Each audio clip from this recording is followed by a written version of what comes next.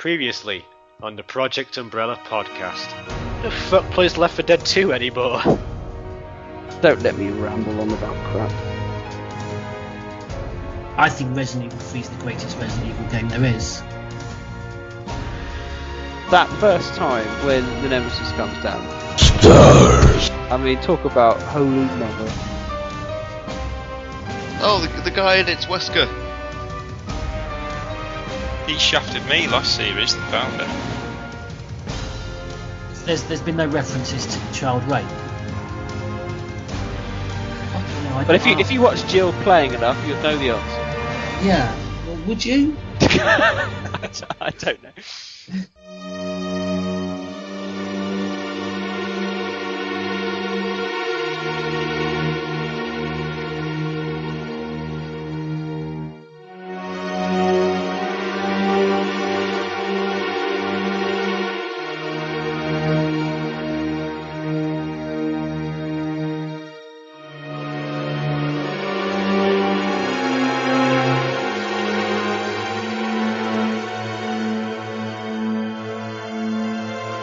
Project Umbrella.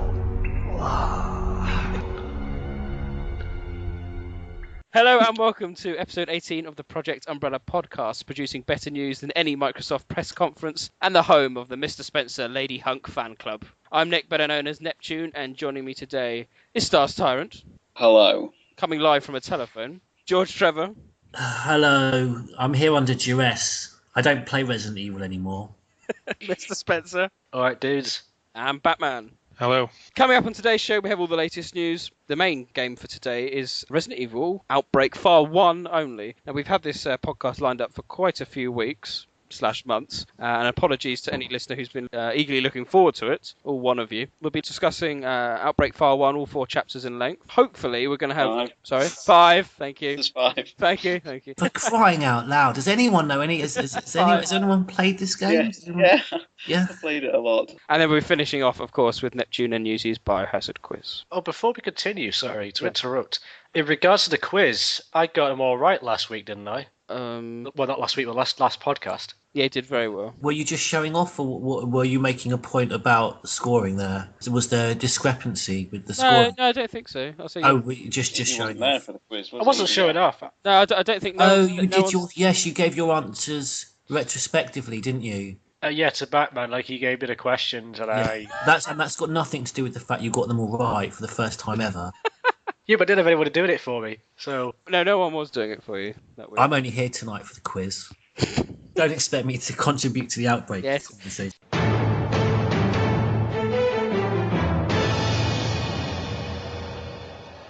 First bit of news, we are going back a while. Revelations HD has now obviously been released. Going back to... Yeah, Resident Evil 2 has just been released. So HD's been in the shops.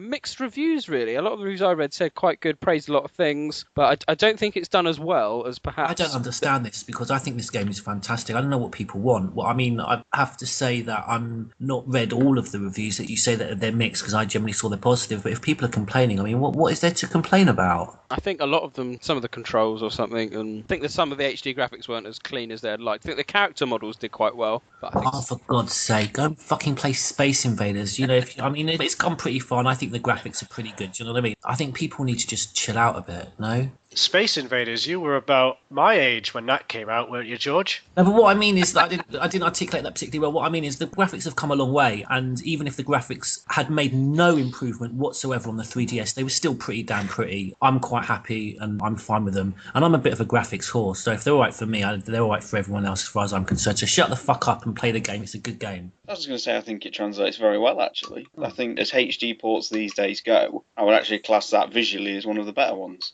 I had better graphics than Ori 6, especially when, in Ori 6, when you get into the car at the beginning, you look around in the dashboard and stuff, the interior, it looks like horse shit. Yeah, you're right there. Yeah. But I said we are going to do a whole new podcast at some time in the future about Revelations HD. As I said, basically it's just going to be the old Revelations podcast, but we're just going to improve the sound. But yeah, so that's due in the future. It'll be HD, the podcast will as well. That was the joke. Never mind. Oh.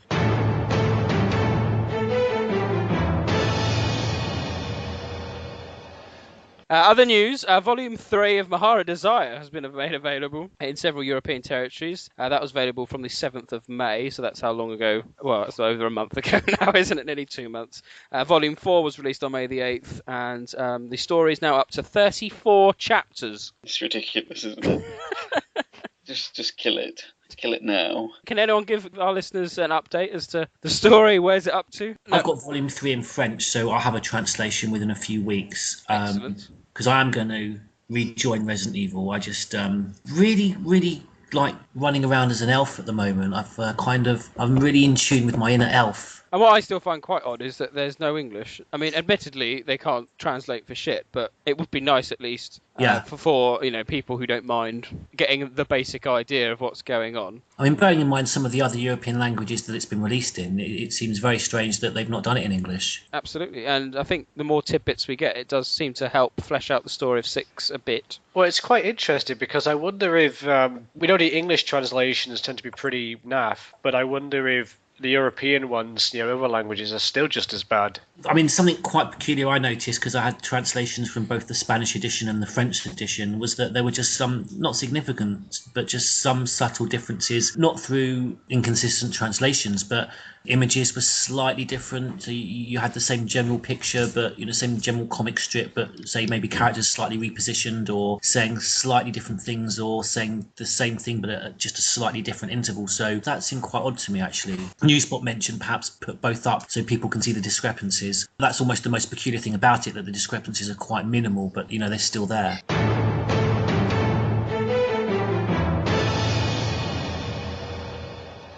Moving on.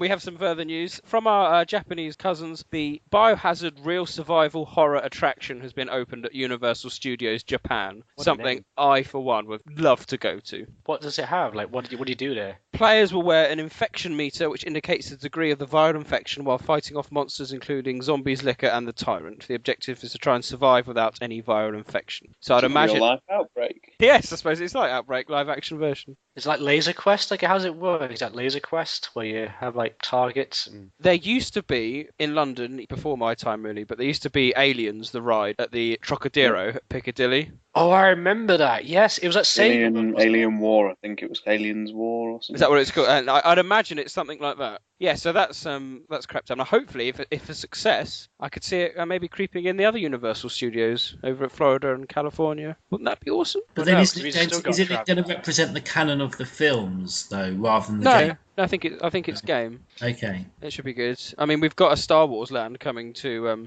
Was there a tinge of Disneyland. disappointment in your? Was there a tinge of disappointment in your voice then, Nick, when you said, "Oh no, it's the game, not the films"? No, that's more news. Anderson has confirmed film 6. I bet you're really happy about that, aren't you? Nick? No, I won't dwell on that. Come on. Don't lie to us. Lie to yourself and yours, not us.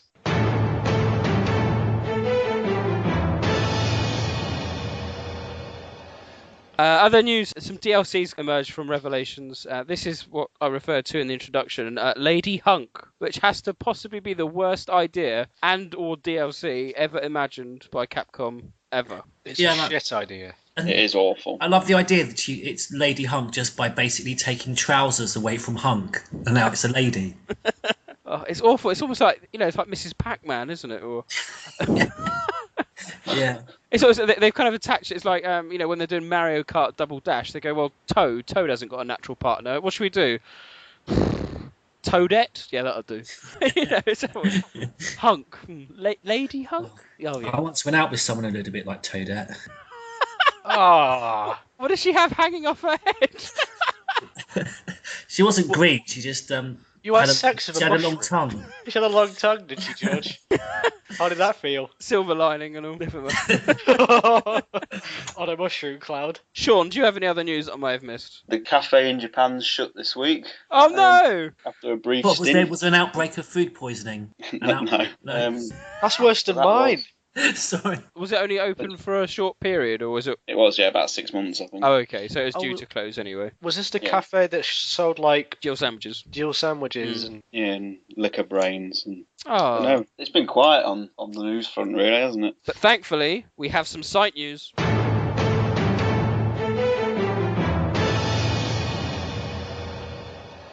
This comes as a plea, really, from Newsbot. Our site is apparently broken, and we are appealing for help. The wiki feature of our site where articles can be edited is broken and unfixable, because I'm sure everyone edits all the time, as is the imaging uploading feature. We are looking to rebuild the site in some format, and we're looking for interested and talented people with experience in website design to get in touch with us. I like how you made it sound positive. Go, oh, we got some site news. The site's broken. It's knackered. So, Well, my tip here for any budding website designer who fancies helping out, get in contact with Newsbot, and he'll give you the heads up on what to do. But we do have a fantastic interview. This is the good bit of site news, and I'm sure you've all seen it on the front page. We now have our second interview with Mr. Kawamura, and the excitement over at the Horror Live is unbearable, with 3 replies in 2 weeks. So thank you. that's incredible. It is incredible, and this is probably It's- why. I was going to say it's depressing, the response, actually, because it's a fascinating interview with plenty of insight, the community. It doesn't half piss you off sometimes. It does. I'm not necessarily blaming members per se, but it's probably the series more than anything, isn't it? But I also wonder whether the interest was far, far greater, and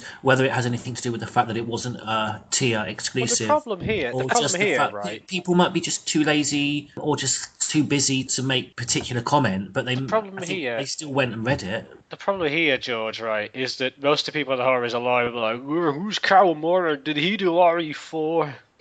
Is it at that stage now that it's not? People don't give a shit. Let's hope not. But anyway, moving on to the interview. I mean, it's a fantastic interview, and full credit goes to Newsbot and Welsh as well for the translation. Again, it really is a shining bit of glory for Project Umbrella, and well worth a read. And this is more to do with William Birkin's involvement, his contacts with the Chicago branch of Umbrella, and Punk's involvement in the USS and how they were planning on doing, etc., etc. Any particular highlight for anyone? Well, the whole thing for me, I mean, the detail in itself is exquisite, Mhm. irrespective of whether it can be truly classed as canon. I mean, it doesn't contradict anything that exists, so it can work. But it just depresses me that you've got this guy, and how long has he been out of Capcom now, offhand? But he's Oh. so passionate, though, isn't he? You Yeah. can tell Exactly, by his yeah, that's response. what- He's so passionate. He's like a kid that caught like a new idea for something, and is like so interested in it. He's like, "Oh, this is a great idea," and he has all this stuff that's been in his mind for like past 10 years or so now, at least. It's just the reason why the series isn't where it was when he was around is because of the lack of involvement of people that like him. Yep. He lives and breathes this series, and he's not even a part of it anymore. And it's more enthusiasm to the series than I dare say anyone in Capcom has now. Yeah, Well, absolutely. this is the problem. I think I've alluded to it before, that Resident Evil that initially was Mikami's baby, and it's been passed on to so many different parents now. That there just isn't any consistency or anyone that has loyalty to it as it came from its inception. So yeah, the fact that you're absolutely right, the fact that this guy is now completely separated now from the franchise, and it's in the hands of those that quite frankly don't seem to have any consideration for the origins and the roots of the game. It is very depressing. Yeah. But you read it and you can't help but think what could have been. Yes, Mallet Island, for example. I actually Yeah. don't like that storyline. Don't I'm you? pleased didn't have to please that whole Virgil or whatever their names were in the original draft. I'm pleased that version of Biohazard 4 became Devil May Cry. The only thing I picked up, the anti-survivor stance annoyed me at the time, but Newsbots quelled my fears and said, well, even though it's canon, it's still obviously a spin-off, so he's not going to hold it in too much high regard. He compared it to Aliens versus Predator. I suppose that is how it's perceived by a lot of people, though, isn't it? I mean, there's still a lot of... I mean, I had a conversation once with someone who argued with me that Code Veronica wasn't canon because it wasn't a numbered title. Well, it was always due to be a spin-off, wasn't it? It was never supposed to be a main. But then he says here, this was interesting, going on from Gun Survivor, saying it was like Alien versus Predator. But then you could say, well, Biohazard Zero is a main title in the series. It's a numbered title, and it references Gun Survivor. Oh yeah, no doubt about this canon, but I think if he'd said Gun Survivor is like The movies. Prometheus, yes, like Prometheus, yeah, maybe. I've got very little time for that sort of argument. To me, Code Veronica, Survivor, I don't worry about the semantics of whether there's a numeral after the name. To me, the significance is in the story and its relationship to the main title. So I'm not saying it to be controversial, but I don't see Survivor or Code Veronica being any less significant to the story. In fact, they both have significance as much as, Resident Evil 6 is detracted from anything from 1 and 2, really. So For me, they're just, and Dead Aim as well. That, I mean, there's maybe arguments to suggest more that that's expanded universe, but certainly Survivor and Code Veronica, these are main title stalwarts for me. I mean, you read the interview, and as you said, the enthusiasm for what he does is still there.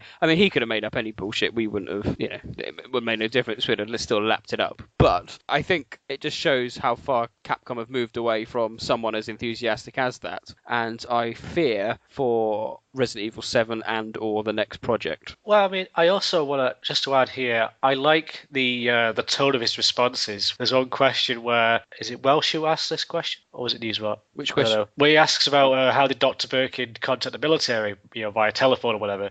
And I like Carmore's response. It's like, oh, the armed forces aren't like Pizza Hut. You can't just like call them up and you go, oh yeah, we'll be all right, we'll come and help. We were out there in 5 minutes. It's kept my enthusiasm going for the series, really, because it's been, 14 years since Biohazard 3 came out, and the fact that Mr. Karamura still talks about it with such passion. Now, what's your views, John, on the response, or the very little response? We referred back to Tia, and I think there's only been 3 posts to it. I mentioned perhaps the appreciation and interest is stronger. Perhaps people aren't just simply posting anymore, because I agreed with the comments made that it is quite depressing for something with such significance from someone that's so steeply ingrained in the history of Resident Evil and the information contained therein. I think it's very depressing when you look at the response we've had. Yeah, depressing, but it's not unexpected. Paul makes loads of these great threads on Biohaze and The Horror is Alive, and they get very little response. People seem more interested in chatting in threads about Leon's hair, or, who's the fittest Resident Evil character. But do they, though? I mean, I think they do, yeah. If you started a new thread saying who's got the best arse out of Jill Valentine and Claire Redfield, or a thread about the final reveal of who Ada works for and all that, I bet you it'll be Jill's arse thread that gets more hits. It's just a sorry state of affairs the community's in these days. This Karamura interview is absolutely brilliant, and if it had come 10 years earlier, even 5 years earlier, everybody would have been all over it. But I think people are just so disappointed with the way things are at the moment that even the bright spark of Revelations is a glimmer in an otherwise sea of shite. Yeah. Which is a shame. But yeah, so I urge any listener who hasn't read the interview, go to it. Read it, part 1 and part 2. A great read, and like Batman, it'll reinstall your faith in the series that there are people who still care about it that may or may not be contactable by Capcom. Fingers crossed. I mean, like, going off from what John was saying, this is the reason why I don't even go to the Horror is Alive or Biohaze anymore. I haven't been there in like months now. I only go to Project Umbrella because I'm a fan of the series. I'm still a fan of the series. I'm not a fan of talking about arses and nipples and which character has the best body. I mean, you are, but you've come on that other site with me, John. That's specifically for that. What site's this? I don't remember this site. PM me later, George. We'll have to discuss this. That concludes the gaming and site news. We'll now move on to our main topic of conversation this evening, Resident Evil Outbreak File 1.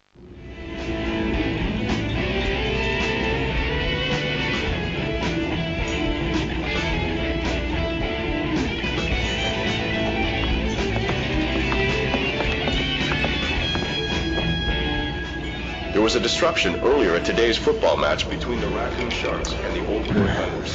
Apparently the game was interrupted when an unruly fan let out of control and sparked a riot. The number of injured is not yet known, but more than 50 local law enforcement officers patrol the scene as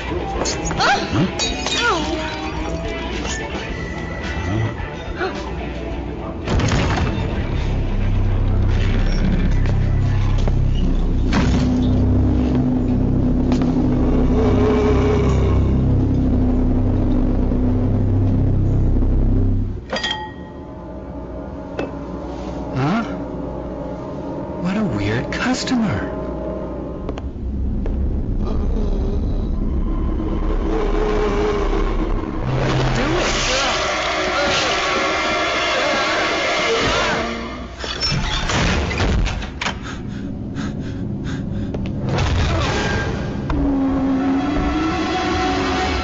I remember this I remember this. I still think I've got the demo disc for PlayStation that announced Resident Evil Online, as it was known back then. Code Veronica had just been released, I think. Well, no, it'd been released a while, and we just had Survivor 2, and everyone was playing down the end of Resident Evil on PlayStation 2, only for this to be suddenly announced, and we had a rather epic introductory trailer and the promise of playing Resident Evil Online. How everyone was excited. It didn't quite go as well as planned in PAL regions, but elsewhere in the world, it did go online and indeed marked the first multiplayer Resident Evil game, albeit not local multiplayer. Let's start with George. George, we've always pestered you about Outbreak because you've never played it. Now you have played it. Bear in mind, you've played it very late on in its development, if you like, well past its sell-by date. You've played arguably better quality games since. How did it feel going back to very much the old style of Resident Evil? It's the style that I enjoy, and it's the style that I think best suits the game in terms of the atmosphere that you can generate and the pace that you want. If you're interested in reading files of sorrowful souls that have perished beforehand, or retracing the footsteps of someone whose journey that you're now taking. So I think that's the best place and context for Resident Evil. I still have this problem, oddly, with the controls of this game personally that I don't have with the GameCube controller for Remake. When people refer to the tank controls Remake now, the control system fits me like a glove, but I can't really. Outbreak I still find just a very long way to get round things, but that's just me. I never warmed to the PlayStation or its controller, but I think it's a fantastic concept in terms of being able to have a Resident Evil 2 hands-on experience online. I mean, it doesn't get much better than that. Mr. Spencer, what did you think? Well, it was our first foray into an online Resident Evil game, which is what a lot of us were sort of hoping for quite some time, with the onset of faster internet speeds and all other stuff. We were like, yeah, finally we got a online mode, but it wasn't really as good as we thought it would be, but it was enjoyable nonetheless. A bit ahead of its time? Ahead of its time, definitely. People weren't ready for it. Stars Tyrant, what did you think? Well, first of all, I'll just quickly allude to the exquisite opening credits, or the opening introduction, which is probably a series best. Yeah, so can I just quickly say, because I should have mentioned that before, I completely agree, it's absolutely fantastic. I mean, if there was going to be a film for Resident Evil, that's how you want it opening. I thought it was absolutely wonderful. Sorry, Sean, sorry. And aside from that, what's been said, it was a generation too early. It's a game now, and its sequel included, that were it to be released on the PlayStation 3 or the 360, with the internet as we have it today, it would really find its audience, I think. And I think because people are craving that sort of classic Resident Evil experience now, people would really embrace it. Aside from that, I only had a chance to play it offline. I just find it a sort of fantastic greatest hits of the older games. I mean, knowing now what we know about the series, it was really the last time we had an opportunity to sort of do puzzling in great environments, and some of the scenarios, particularly the last one set in the university, has hub gameplay every bit as good as anything you'd see in the first three games. It's really, I've always been quite fond of the Outbreak games, the first one more than the second, for reasons we can go into during the File 2 podcast, but I've always warmed to it, and I've always enjoyed what they did with it. I like the fact that we play as ordinary characters and we're not sort of the heroes this time. Conceptually, it was great, but it was just far too early. Batman? Yeah, pretty much exactly what Sean said. I enjoyed it. I was a bit frustrated at the time because I wanted, I was eager for the story to move forward, and the idea of just playing a random character in Raccoon City didn't really appeal to me. But, I enjoyed it. I don't know if it was a failed experiment, similar to Biohazard 6, I suppose, because they were both directed by Enrico Sasaki, I think his name is. But yeah, it was okay, but for me, I was more interested in just wanting a proper sequel to move the story forward at the time. Well, I think the first thing everyone would like to focus on is the online element, but unfortunately, we can't really discuss the online elements. Well, there was no voice control, was there? Preset. There's preset things, wasn't there, on the preset gestures? Yes, that was it. Yes, an ad-lib button where if you pressed it whilst you were stood in front of things, you would do like an ad-lib that was sometimes connected. Is there some way I can help? Sometimes you even got vital story or character moments through just pushing the ad-lib button. You don't get them on the PAL versions, do you? Oh, no, you don't. I imported it, yeah, that's true. You can expand the conversations with NPC characters by pressing the ad-lib button. Oh. But you can't do that in the PAL versions, unfortunately. Picking up what George Trevor said, I found it hard work. I've never been a fan of, and still don't, of having real-time menu selection, item selection. I don't like that. I always think you should go to a pause because it offers a safe haven, if you like, of just being able to, the minute you press triangle or off, you're back in it. I don't like the fact that, you've got to choose whilst you're playing. I always felt it like that. And it felt a lot slower than, say, Remake. I don't personally have a problem with the controls, but the loading times, at least on the PAL ones, were so bad. Just going through just any door, it was unbearable at times. Yeah, that's true. Yeah. The main reason I imported the American version because I got a hard drive bundle with Final Fantasy 11. I never even played Final Fantasy 11. I just needed the hard drive. And when you install the game, it turns it around completely. There is next to no loading times. It's actually quite impressive how much it changes the experience. Oh, really? Oh, see, that would make it a lot different. There's no load lag between menus or bringing up the map or anything. It is like playing a different game. It's very recommended if you can track a PS2 hard drive down. That hard drive wasn't even released in Britain, though. No, it wasn't, yeah. It cost me a lot of money to do that. Oh, really? Yeah, I don't know whether I'd do it now with the way the series is at the minute. Back in the day of being a crazy Resident Evil fan back in the day, those kind of investments didn't bother me, whereas, now, I don't know. But yeah, it was a different game. It's like maybe 2 seconds between locations sometimes. That would make it, especially like the Outbreak scenario, it's supposed to be quite fast and frantic at the beginning, isn't it? And it's just dulled down because of these loading times. And I'll never understand why they force the virus meter when you play offline as well. It just maddens me that you can't explore properly because of I can appreciate why they did the virus meter. It was to force players to get a move on online and not stand about. But offline, you can't explore properly. No. You should start off uninfected.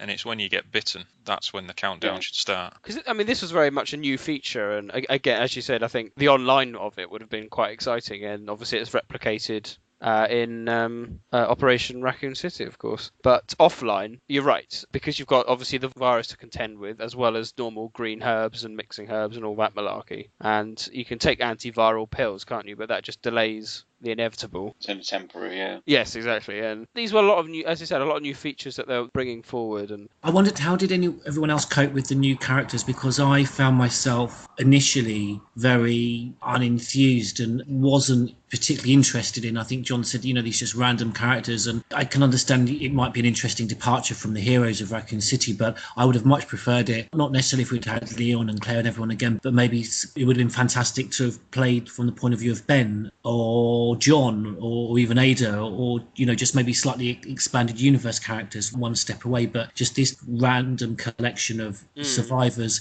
it may have been more interesting on paper and on film, but to engage on a video game after 2 and 3, they left me a bit cold, really, compared to what could have been with other more significantly connected characters. I really enjoyed them. It was always nice for me to spot the cameos in the games. That was one thing I always liked about it. I think what they could have done, I like the character of Kevin because he's a random RPD officer, but then people played as him because, a bit like Leon, I suppose, but everyone knew the RPD. So mightn't it have been a bit more exciting to play as a character from, an umbrella worker from the lab, or Yoko is arguably one. I don't know, perhaps somewhat more of an iconic location that people can know, oh, okay, they work there or something, or they live there, I don't know, yeah. That was... I suppose Alyssa's probably the best connected because she worked in Raccoon City as a journalist. Yeah, I'll give it. She's all right. I know. I just think there could have been a bit more. I'm trying to think what else was in Raccoon City.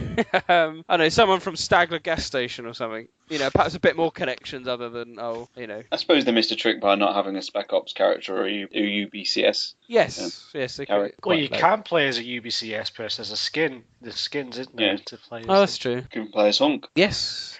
Even the mayor's daughter. Again, I just think we hear about these peripheral characters in the files, and we get glimpses of their lives in. Is it Resident Evil 3 where you see one of the UBSC shot dead soldiers cradling a woman just by the clock puzzle? Yeah, I think that was certainly a missed opportunity. Yeah, I agree there. They could have told things that, hinted at in Resident Evil 3 and 2, they could have showed that. I mean, they did it in some respects with the Desperate Times scenario, which gives you a flavour of what happened to the police. Shit!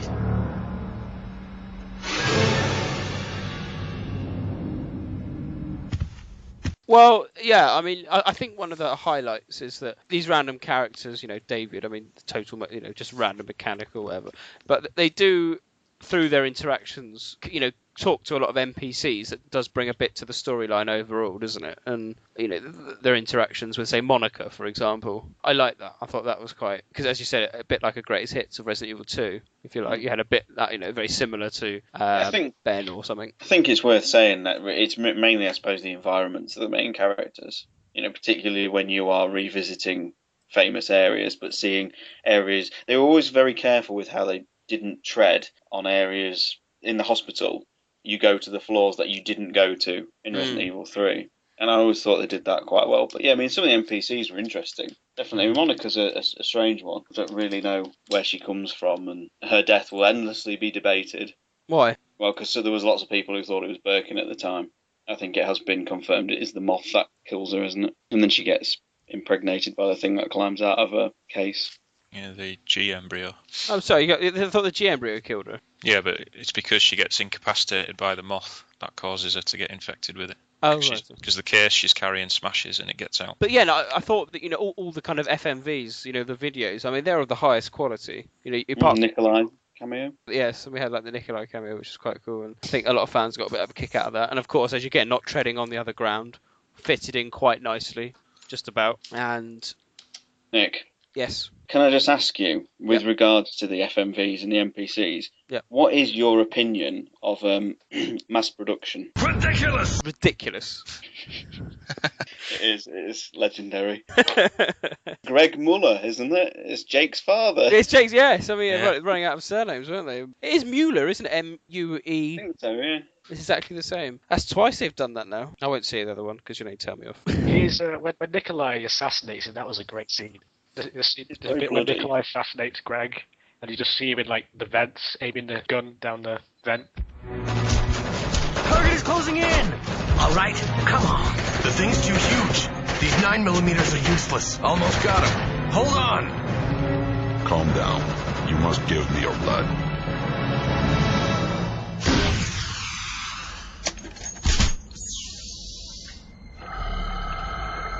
Actually, the more I think about it, Sean, your comment about how it is a greatest hit of all the previous games is so true. The Thanatos Tyrant is very similar to T-001. It's just decisions as a whole. I mean, if you remember, there's things like, a red eye and a blue eye puzzle and things like that. It's all in there, and there's someone playing a piano at one point. It's full of these little references, and, the fact that they include a Giamargo boss as the boss for Below Freezing Point, and it's just full of little quirks. And can I also add, in regards, this is relevant actually, we were talking about how we wanted to expand Project Umbrella and get some new staff members in to replace the older people, I guess. All I have to say to that is, too much growth weakens an organization. What should be important becomes overshadowed by greed. What should be important becomes overshadowed by greed. Okay, well, how much is added to the storyline, do you think, overall? And I think that I also could touch upon the very odd decision to have a multiple missile strike, which has been ignored. Wasn't it done? Didn't Newsbots allude to this? It was just simply done by accident or something. The actual concept. It was just done as a mistake within Capcom. It should always have been a single missile. Well, we've talked before, haven't we, about the blatant lack of communication between the different development teams for the games. And can they coexist? Can it have been an airstrike first and then a nuclear missile's finished, and then it all ties in like a bow? Confidential report says yes. There you go. Case closed. Yes. The thing is, the scene where it's actually getting bombed is so masterful and put to such great music. It's depressing. It doesn't fit better than it should. And it's nice to see all the US Army doing it, or launching the Angels, whatever they're called. So that's Outbreak 2, isn't it? But yes, still okay. It still works. But yes, if it has been a mix-up, then that's highly unfortunate. And it's not been followed since, of course. I mean, we've had, Resident Evil 4 was out after that, and then I can't remember if Degeneration talks about it. Damnation certainly does. I'd say that RE4 went some way to killing off Outbreak as a game, because when it introduced a new gameplay style and people loved it, they were like, yeah, what we did in Outbreak, that old style, I don't think people want that anymore. Well, that was sort of the case with Outbreak File 2, because it came out after Biohazard 4, and it was such a step backwards, it got slated. It made so many mistakes as a game as well. I think File 1 plays so much better File 2, I mean, I'm not going to go into this too much because we've got a podcast for it, but they just make a lot of mistakes with the scenarios, I think. I think File 1 is the better game by far. I think File 2 adds more to the story, though. File 1 is quite independent, isn't it? It is, yeah. End of the Road is a fantastic scenario. Yeah, it is, yeah. It's like if you'd class the first 3 games as like blockbuster movies, then Resident Evil Outbreak could be the spin-off TV series, wouldn't it? Yeah. 5 sort of 1-hour episodes of people trying to escape Raccoon City. It's just a side game. It's not really designed to advance the plot, is it? But that's what I found frustrating with it. Was it 2003 it came out, right in the middle of the big 5-year gap between Code Veronica and Resident Evil 4? It came out at a time where we were desperate for the story to sort of get going. I mean, I know we had Dead Aim come out at a similar time, but you wanted to see what was going to happen with the characters you'd been used to playing as. Well, let's turn to each of the scenarios, and we can talk about the story implications, NPCs, and the characters involved, and how it all ties in. Because obviously, there's always been mega talk about what scenario happens when. And Batman, you're quite good with the old Outbreak timeline, so we can use your knowledge. So we'll start with Outbreak itself.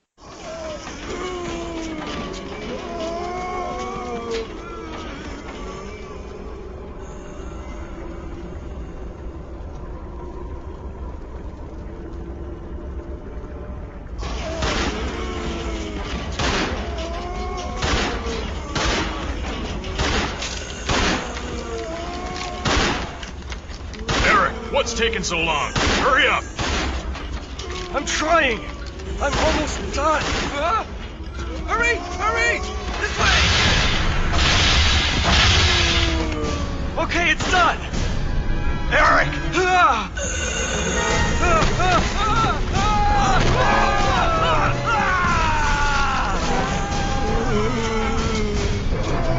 What should I do?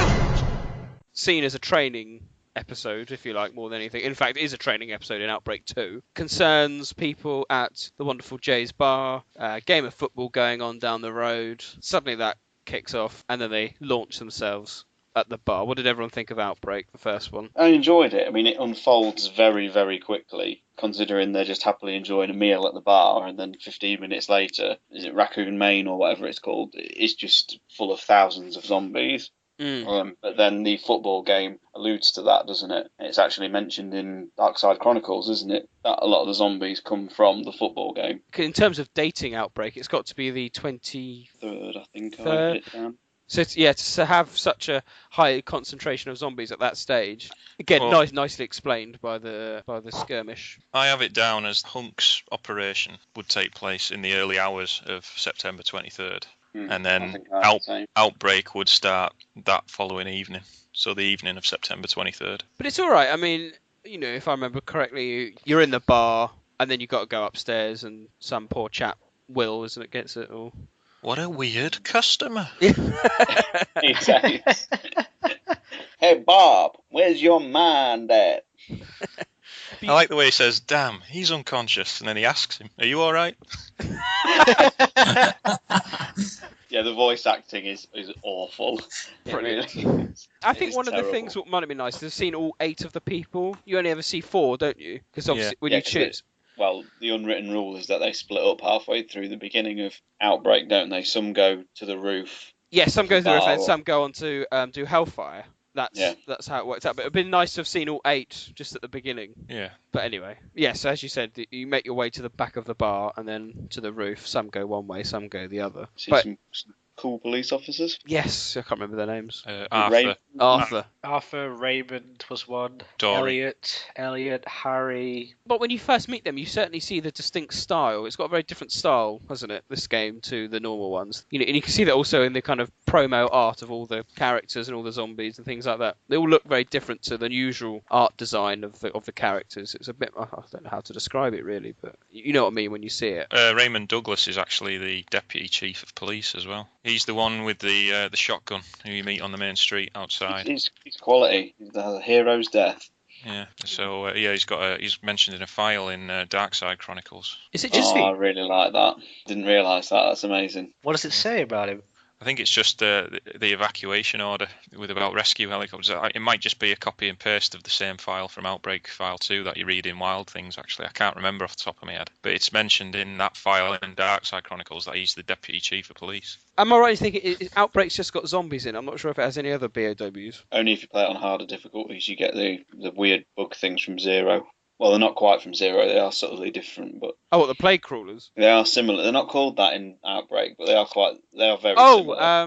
They are Scissor worms or something. yes. They're more exclusive to Flashback, though, aren't they? No, but if you play it on hard or very hard, they actually do replace the zombies even in cutscenes. Yes, because I've seen the video of Raymond fighting him off, isn't he? Yeah. Yes, you're right.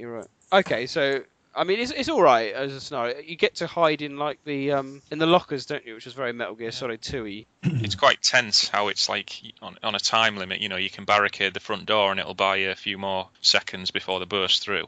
And then they will actually go through the doors and follow you upstairs as well. You can do things to deter them, like you can get some planks of wood, and if you find the nail gun on the desk, you can barricade the doorway so they can't get in. You know, which buys you a few more minutes to get all the items you need to get to the next floor. As a scenario, it's nice and simple, but I think it's one of the best ones, Outbreak. But you never had time, and that was the whole point. You never had time to gather your thoughts and go, right, what do I need to do? Because you couldn't pause it and look at your item menu. It wound me up more than anything. And playing offline, you quickly realised your AI partners were just diabolical. I just left them. Like, you never needed them. So, okay, so in terms of story applications, not a lot really, I suppose. Just you saw the Outbreak. It's the earliest known Outbreak, I suppose, isn't it? In terms of playability, you never see anything earlier, and we certainly don't count Operation Raccoon City's zombies. But it's evident to see that, you know, obviously it's literally right at the start, isn't it? Because nobody knows that there's any zombies there. It's obviously the big crowd from the football match. That's the catalyst. And an interesting decision so quickly to decide to blow them up. Yeah. I mean, they have no idea what's going on. What should we do? Let's kill our civilians. You would have thought, well, I don't know what people would do in real life if that were to happen. But an interesting decision, nonetheless. And I think what was quite nice about Outbreak is that how it eventually back with Outbreak 2, and it all kind of linked back into Main Street, didn't it? And with Hellfire as well. I thought that was that worked quite well. End of the Road is set within various areas in Outbreak as well. Yes, exactly. Yeah. Okay, so that was the first one, but I think where it all got a bit confusing was the second playable game was then below freezing point. And of course, at the end of every scenario, you had the kind of to be continued. But it didn't. At this point, you then realise it didn't really follow the same kind of logical structure in terms of timeline as to what you're playing, and that's obviously generated multiple discussions over the years as to what comes next. I did hear a rumour, I don't know whether it's true, and yet it's a shame Yama's not here, but apparently if you played it online, below freezing point was thrown into fourth of the list, and you did always get Hellfire second online. Really? That's very interesting. Apparently, I'm pretty sure people... I seem to remember reading that when it first came out. And it's a shame he's not here to confirm that, because I mean, below freezing point is so logical when you get the hive ending. Yeah, of course. Yeah, which explains that you have to take the sewer tunnel from the hospital to get there. Well, up to you. We can talk about below freezing point, where we touched upon Monica's involvement, but it was again a nice return back to Birkin's lab.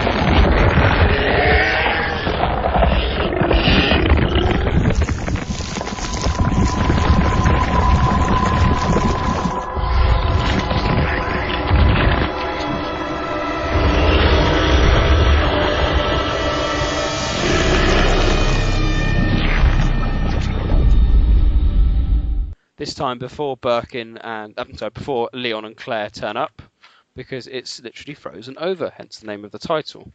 And it was quite nice to see hunters down there, because we know they've always been hunters down there because of the N64 RE2 X-File, which alludes to the Hunter MA120. Although that's not an MA120, it's a 125R Hunter, if I remember correctly. But again, I thought it worked quite nicely with RE2. As I said, didn't interfere, and then by the time you leave it, it's in exactly the same state as it would be when Leon and Claire turn up. It was nice to play back in the area again. I think that was it, really. It was a very straightforward scenario, I thought. It was structured quite well.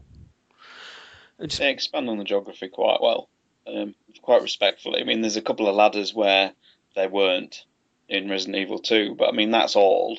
It's the only real sort of geographical changes they made, and they did expand it in a way that felt natural. Like you could just imagine you could go off the beaten path in Resident Evil 2 and go to those floors. It didn't feel like a different game altogether, like Raccoon City. Yeah, I can't understand why Operation Raccoon City didn't try and do the same thing. Yes, yes. Didn't it also had you climbed up the elevator. You started at in the sewers, didn't you? And then you climbed up the lift, which resembled the RE0 lift, which was I think it wasn't it the one that Birkin went on, G4 Birkin at the end that you're waiting for. That's the one you get up to go down to. Yeah, that's right. Yeah. Yes, yeah. And you climb through the little hatchway, don't you? So, but seeing as it came out so soon after Zero, it was quite nice to see that area because obviously it was clearly modelled on. It was clearly modelled on the Zero escape route as well, and I thought that's one of the things I picked up on. But yeah, it had the moth returned, didn't it? We had. To use the guest codes and. Yeah. It was very similar, wasn't it? And if you played as Yoko, you could talk to some of the surviving scientists, couldn't you? And they'd mention Birkin's experiments. I think there's you find a dying scientist and you have to give him an aid spray or something, and he'll talk a little bit to Yoko about Birkin. And he'll give her a Desert Eagle. Yeah. Oh, yes, that's a good point. As we go through it, we can try and discuss whose scenario that is each. I mean, I don't think Outbreak would be assigned to anyone, though, would it? It's assigned to 4 of them. It's debatable who. But no, I'm saying below freezing points. Certainly, you're supposed to play it as Yoko. Yeah. I'd say Outbreak would be Mark's because he's the only one who doesn't have a clear scenario, and obviously you've got to escort Bob, which is his partner. So I'd say Outbreak would be Mark's. Yeah. Who did you always play with then? Just out of...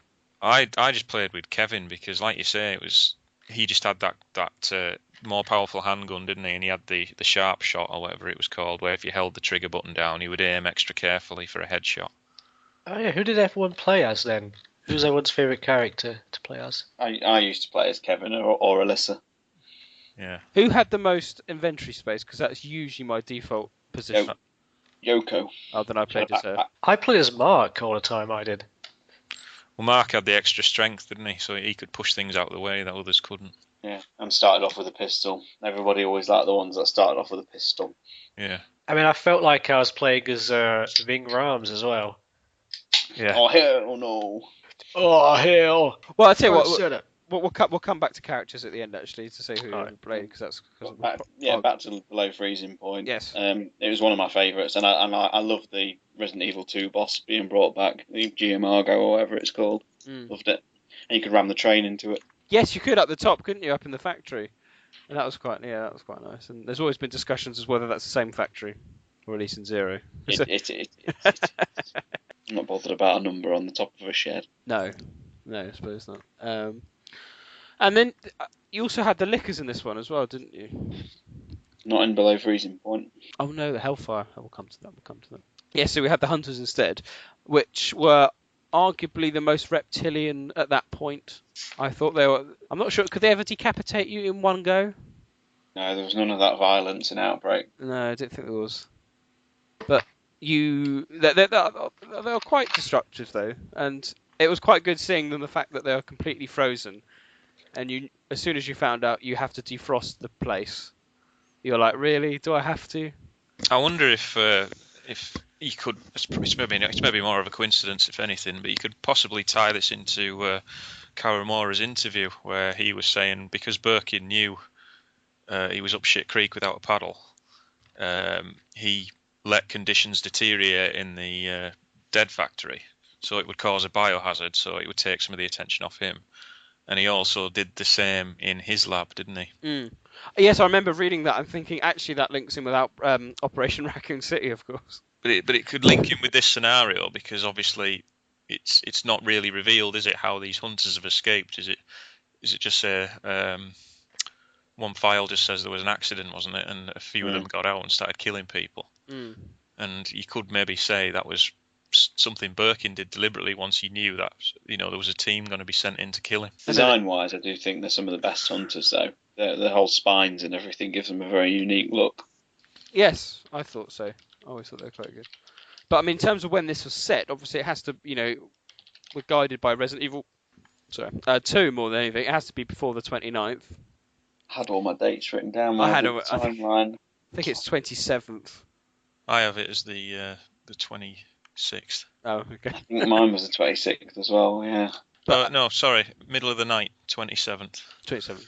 Because I'd say the hive is the evening of the 26th, and obviously they have to wander through the sewers to get to the lab. So I had it down as the early hours, September 27, and by the time you get to the marshalling yard, is it daylight when you get to the marshalling yard? I can't remember where you fight the GT. I think it's twilight. You can just see like a light in the horizon, I think. Yeah, so say that's dawn, and then you get the train out of the city, and I always thought that leads into the flashback scenario. I wish I had my PC running at the minute, because I need to have all these dates. I can't remember them off the top of my head. If I remember correctly, I'm jumping ahead of the gun a bit, but I think most of them were fairly self-explanatory, except Wild Things from Outbreak 2. Well, Wild Things is fairly early. Yeah, this goes back to the ad-libbing thing we mentioned earlier, because when I was writing the BioWares timeline, I was really struggling with where to put these scenarios, and then someone gave me a link to a YouTube video which had all the characters' ad-libs on. And it gives you little subtle clues as to when the scenarios are set. Like Wild Things, I mean, I assumed it was early on anyway because of the rescue helicopters were still in force. And there's a radio transmission in there to say the army's just arrived. Yeah, exactly. But I think it's Alyssa, she ad-libs when you're running through the concourses, that she's like, oh my god, I can't believe this is happening. I wonder if the rest of the city is like this. Stuff like this, which, indicates that it's happening really early on. Okay. Well, so I mean, below freezing point is definitely Yoko's scenario more than anything. And as you said, you get these special features, and you get a different video as well, don't you? With she was experimented, wasn't she? She had her mind erased by Greg. Yes. Yeah. I don't know if she was ever infected though, was she? She had the T virus in her, but the story's all explained in End of the Road. She was an experiment, wasn't she, during development of the Thanatos Tyrant? Yeah, she gets a special cutscene if you have her with Greg, doesn't she? Yeah. Moving on to the Hive, which is a blatant rip-off, not rip-off, but homage to the film, which had just recently been released. The first one, anyway. Although it has nothing to do with it other than the name. Oh. I apologize if I surprised you. Please, do not be alarmed. I'm a doctor in this hospital. I must say that this hospital is not an ideal place to take shelter. It's not as safe as it may look or sound. I myself have decided to get out of here as soon as possible.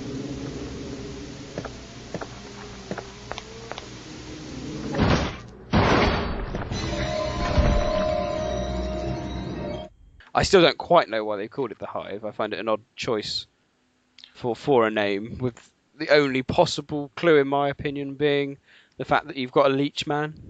Yeah. Is that it? I mean, that's the only thing I can think of why it's possibly called the Hive. I think so, yeah. But the Hive, as you said, again, it didn't tread on Resident Evil 3. It was nice to go back to Raccoon General Hospital. And they had the Hunter Gammas in it. Not there. What, me? No, not in that scenario. Just zombies. Is it just zombies? Zombies and leeches, yeah. What are the Gammas? Desperate times. Oh, in the water plant beneath the university. Oh, your knowledge is too good, Sean. I could have sworn they were in it, but I played this a lot. You must have said, yeah. We're getting mixed up. Oh, never mind. Anyway, but I love the cutscenes with Leech Man. One of them was a bit funny because it wasn't done full FMV, was it? It was kind of done in game. and I wasn't quite sure about the graphics. It was all a bit funny, but I did feel sorry for the chap. And I liked the way he had to try and kill him. I thought that was quite good. And the way he kind of like kneeled down to suck blood.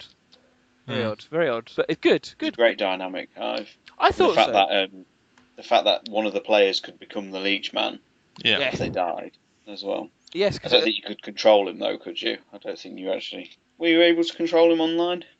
Does anyone know? I'm sure you could play as a zombie for a bit, couldn't you? I know. Just when one of the characters dies in Hive, if you've previously killed the Leech Man, then they will become the new one. A great scenario. Absolutely loved exploring the hospital. You could find little things, couldn't you? Like, wasn't Chris Redfield's X-ray one of the special items? Oh, was it? Oh, that's awesome. Oh, that's quite nice.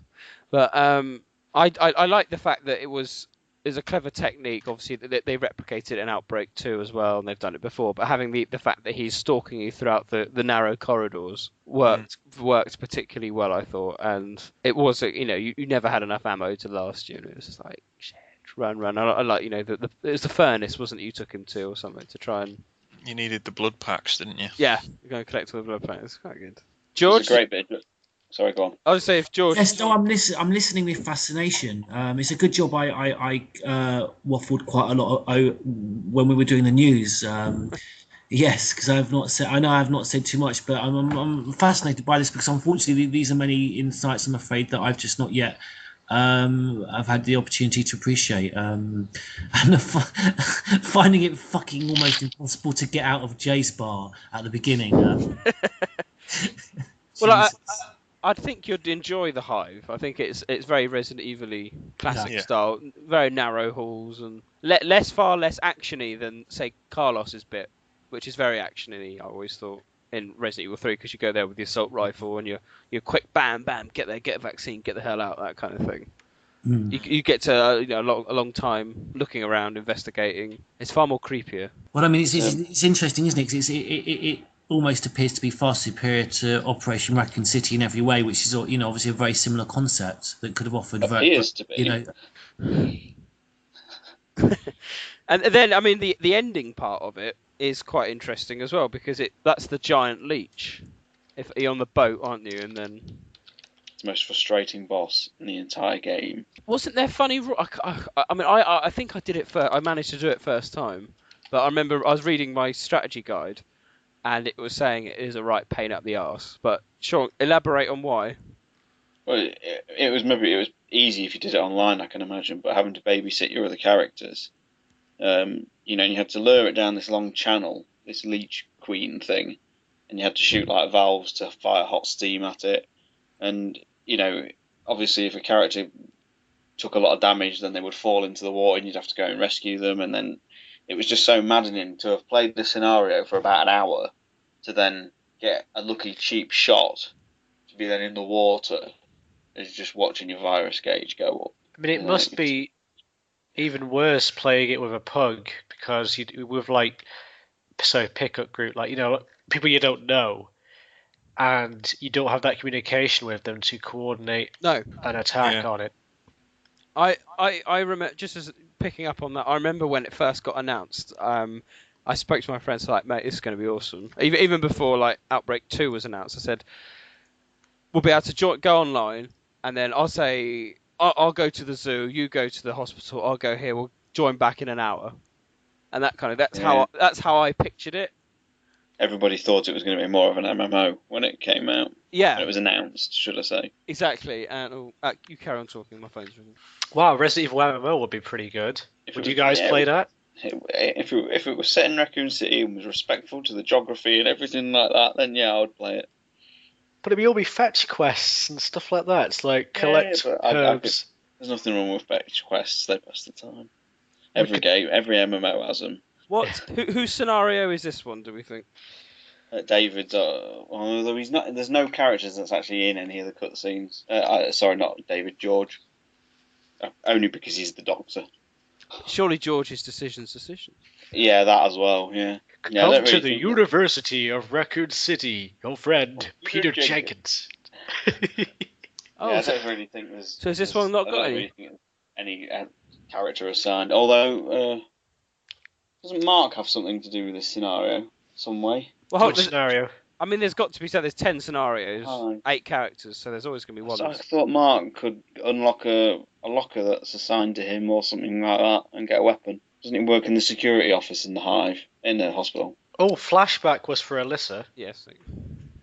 Two things that always impressed me with the Hive, though. If you go to the roof, Raccoon Park is geographically accurate. It's in the right direction. You can actually see it from the roof. And it always makes me wonder, because back in the last Resident Evil Online trailer, before it was retitled to Outbreak, you actually went that the famous trailer which showed so many scenarios that weren't in the final game. Right. There was an image of Alyssa being able to walk outside the streets of the hospital, that section in Resident Evil 3 where Carlos goes. I always wonder like how that would have fit into Outbreak. Was it more of an open-ended game to begin with? And we'll never know. We'll never know. Moving on, the next one was Hellfire.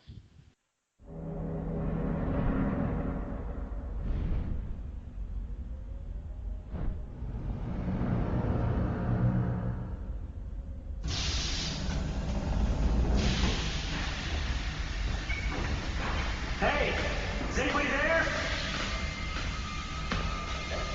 Len, you take downstairs. What's that?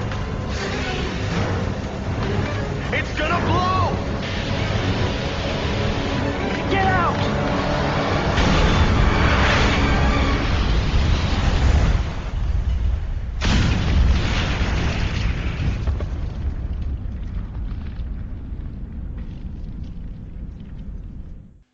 Which was a return to where Outbreak started.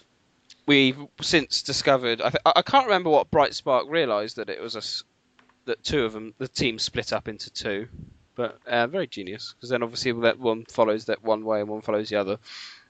But Hellfire is obviously set in the Apple Inn, which is next to Jay's Bar or pretty close to it. And this does. Isn't it something to do with the fact that the doors are still intact in Outbreak? Could be. That the fire brigade knocked down. You can see the smoke. I don't think you can see the smoke from the fire, can't you? In Outbreak when you're running through the streets. Ah.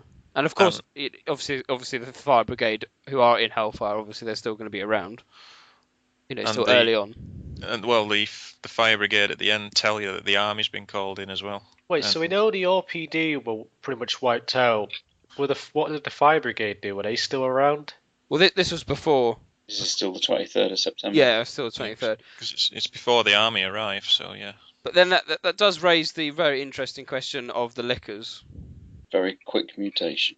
A very quick mutation. I mean, I have an answer, but that we won't dwell on that. But it's the people who died in the fire and then they get reinfected.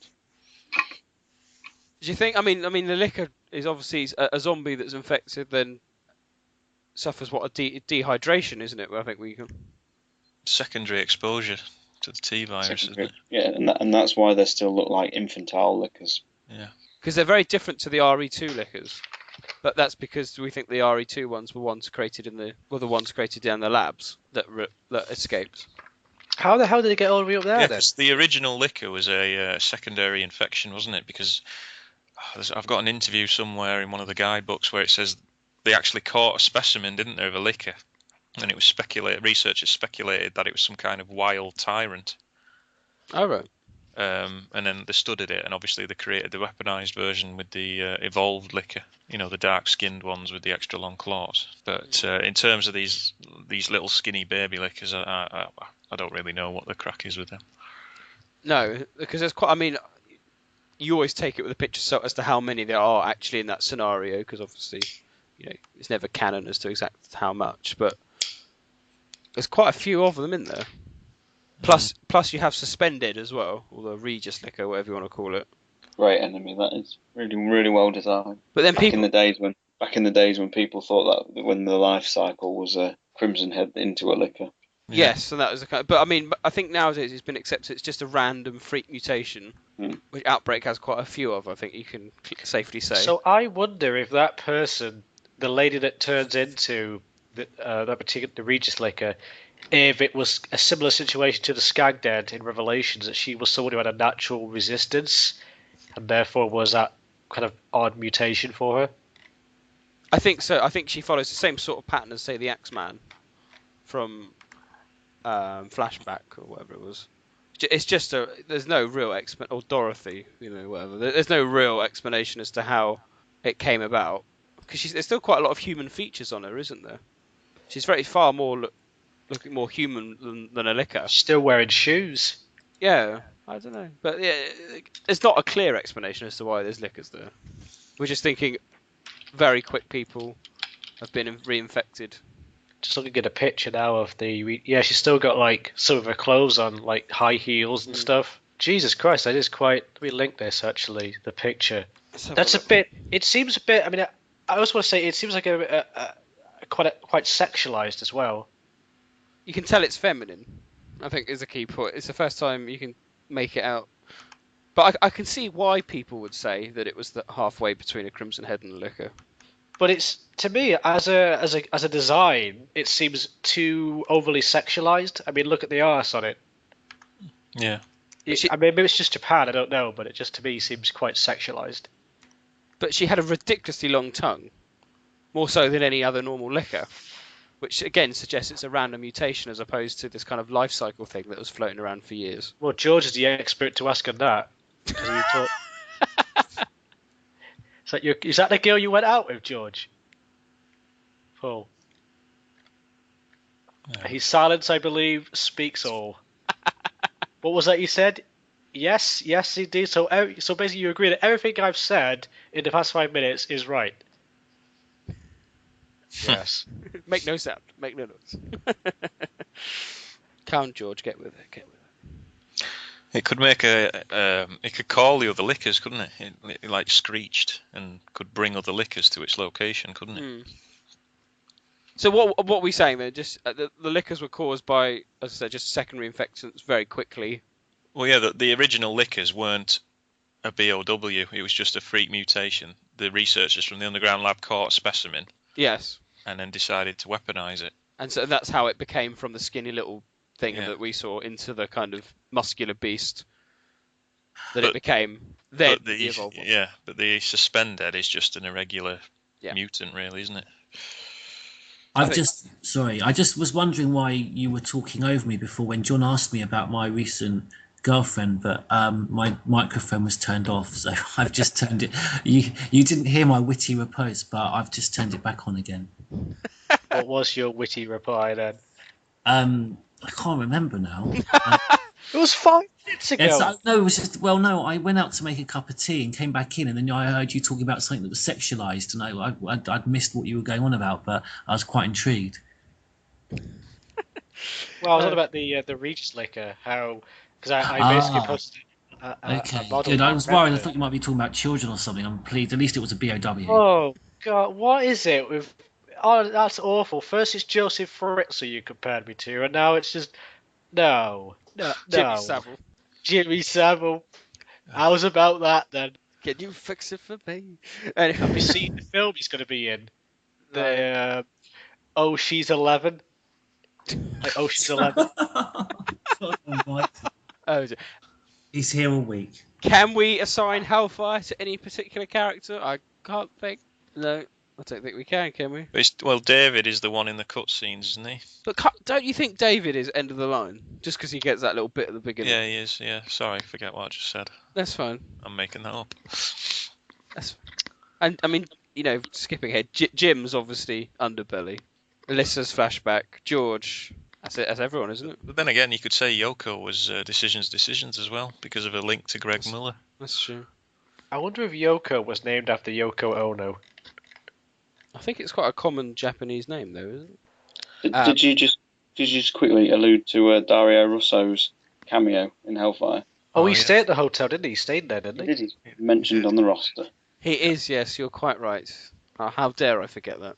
And of course, Apollin is later used in Death's Door. Yep. Which was a nice touch.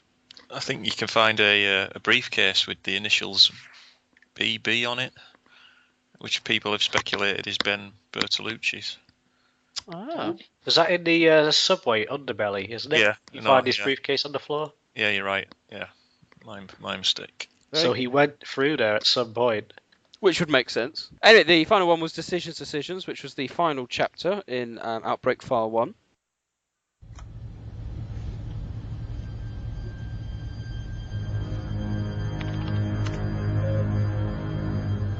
Too much growth weakens an organization. What should be important becomes overshadowed by greed.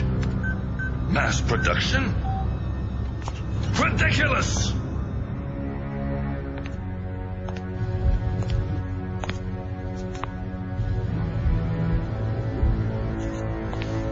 One masterpiece is enough.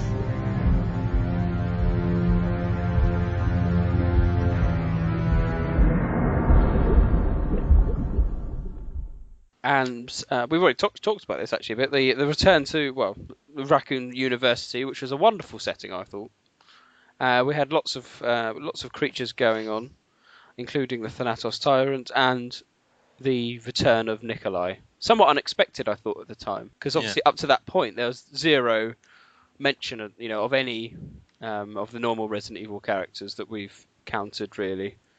Any of the main ones, Dario Rosso and that aside, but it apart from his now chiseled face, he looked quite normal.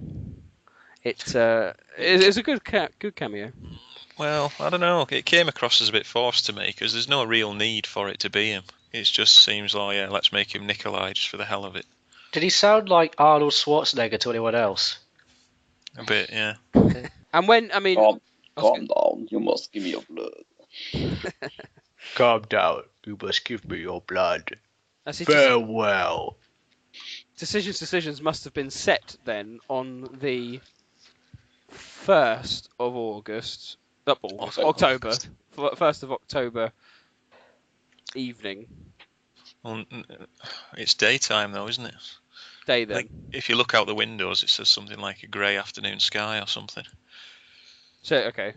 Sunrise. You could argue it's sunrise, couldn't you? What's the time difference between the end and the bombs coming? I can't remember. Well, there's a file, isn't there? It says one of the file Nikolai has saying, was it Operation Emperor's Mushroom or something? And it says the operation must begin at 5:35 a.m. I think. Oh, okay.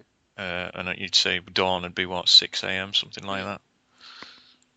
So this scenario would have to take place whilst Jill is moving through Raccoon Park. Because once Nikolai kills Greg, he'd have to leg it back to the dead factory, wouldn't he? To the subway. Yeah, because obviously he something happens at the dead factory regardless of what view you've taken. He either gets killed, doesn't he, by the Nemesis, or flies off in the helicopter. Or flies off, or gets shot down, or whatever you want to do. Mm. Yeah, so it must take. Can't it take?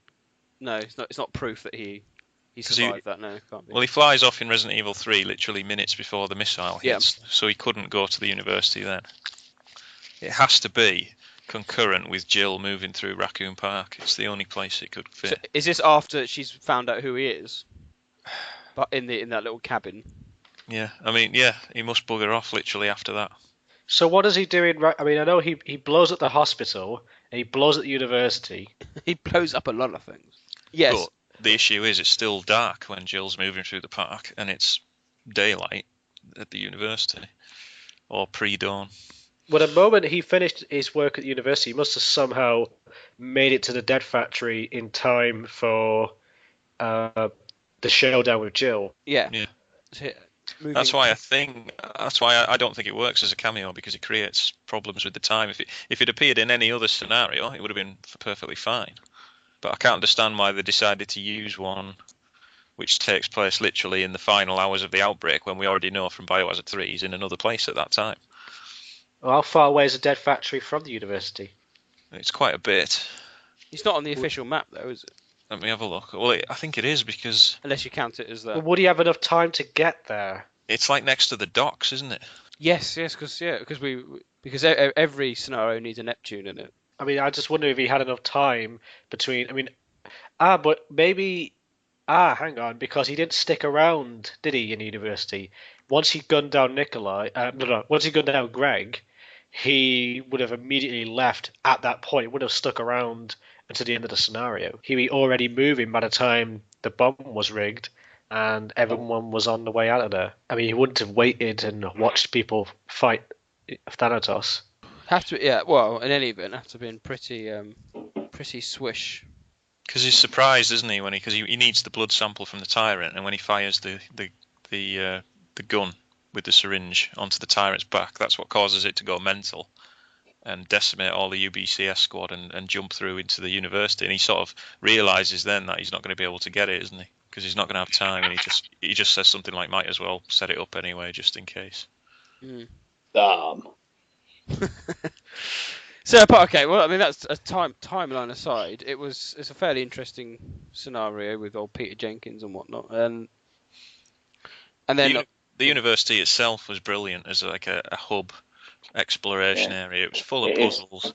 It had some really nice rooms, like a museum and an armory, and I think there was the four university presidents and the statues of them dotted around, and you had to find like the president's glasses and put them on the statue to open a secret door. And why couldn't the first chapter of Leon's game in Resident Evil 6 been like this? Yeah, I mean, to be honest, Desperate Times is every bit what you would want from a Resident Evil title now. It's nearly a game in itself, just that scenario. Yeah, decisions. Yeah. So, sorry, yeah. It certainly is the longest. Yeah. Well, you have to use the antiviral pills, because I think it's mentioned in the strategy guide. It's impossible to complete the scenario without it because it's just too big. And if you play it offline, you are totally reliant on another player doing the other path that you can't do. Yeah. And sometimes it would completely fuck up, and the other player with the item that they would get from the other section just wouldn't meet up with you, and you couldn't actually complete it. That's why I don't think I completed it. I mean, if they redid it and it was online now with today's online architecture, we should all play it. It would have been good. Working together, using Skype and stuff to communicate. It just lacked the online architecture that it really needed back then.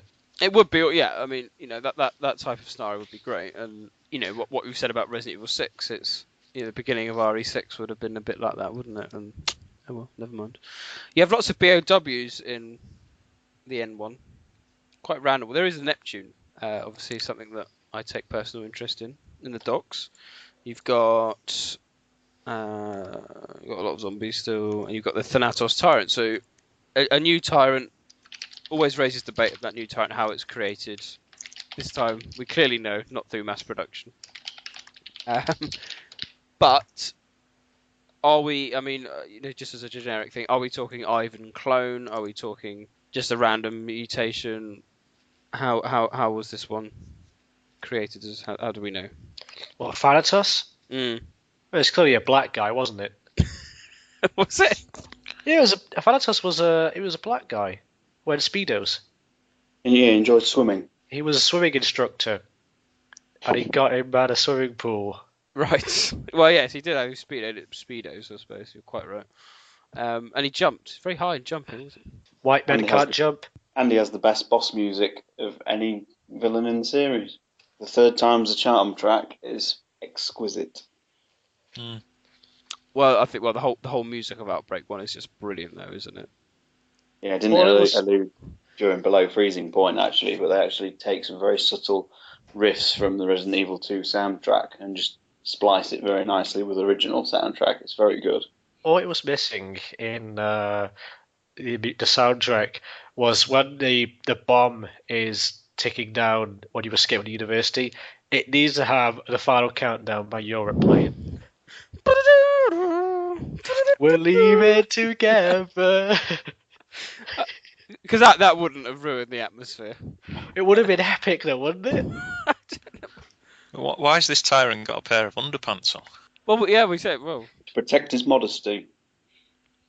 First one to wear clothing. Well, that's not true. Because Thanatos was the first tyrant they couldn't make genderless. Yes, must be. I have no idea. That's good enough theory. Sure. Swimming instructor. Well, it wasn't an Umbrella. Was it an Umbrella project? Because it says Greg Muller left Umbrella, didn't he? And then how did he get hold of a specimen that was tyrant compatible? I mean, are we talking? Is this a 1 in 10 million person that was ready? No, because Birkin had created the new strain, that meant anyone could be. Can I just say, I like the analogy between Birkin and Greg. They were quite similar, the two of them, in that they both tried to betray Umbrella, both had different reasons for doing so, and Umbrella went after both of them with different people. Used Nikolai to get to Greg, and then used the USS to get to Birkin. Obviously, Birkin was the bigger threat to them, the higher risk, higher priority, because he was in touch with the US government, and he was working on a project which was very important to Umbrella, as opposed to Greg, who was just some guy who didn't like Umbrella very much and disagreed with their policies. Still tinkering. I think they missed a trick though by never finding out what Birkin's attitude to mass production was. Maybe they met each other and, I don't know, had a coffee or something. Well, I think, Kamimura's interview delves a bit into Birkin's dream goals of like G humans. Is something that we've only really discovered fairly recently about what Birkin really wanted from the G virus. So we kind of got that tidbit, I suppose. But well, I mean, certainly in my opinion, this was George's scenario, just because of the beginning part and his connections with Peter Jenkins. Because there's that note, isn't there? Yeah, in the underground of the police department, well, the car park. Yes, and I think that isn't there a nice link in is it Mahara Desire with the daylight? Yes, yeah. It's mentioned in that, although we're not quite sure. Really, that's a mistake because it should be the Will Farmer vaccine. That's the public vaccine. Daylight was just experimental, wasn't it? Yeah. It's also Yoko's scenario because of her scene with Greg.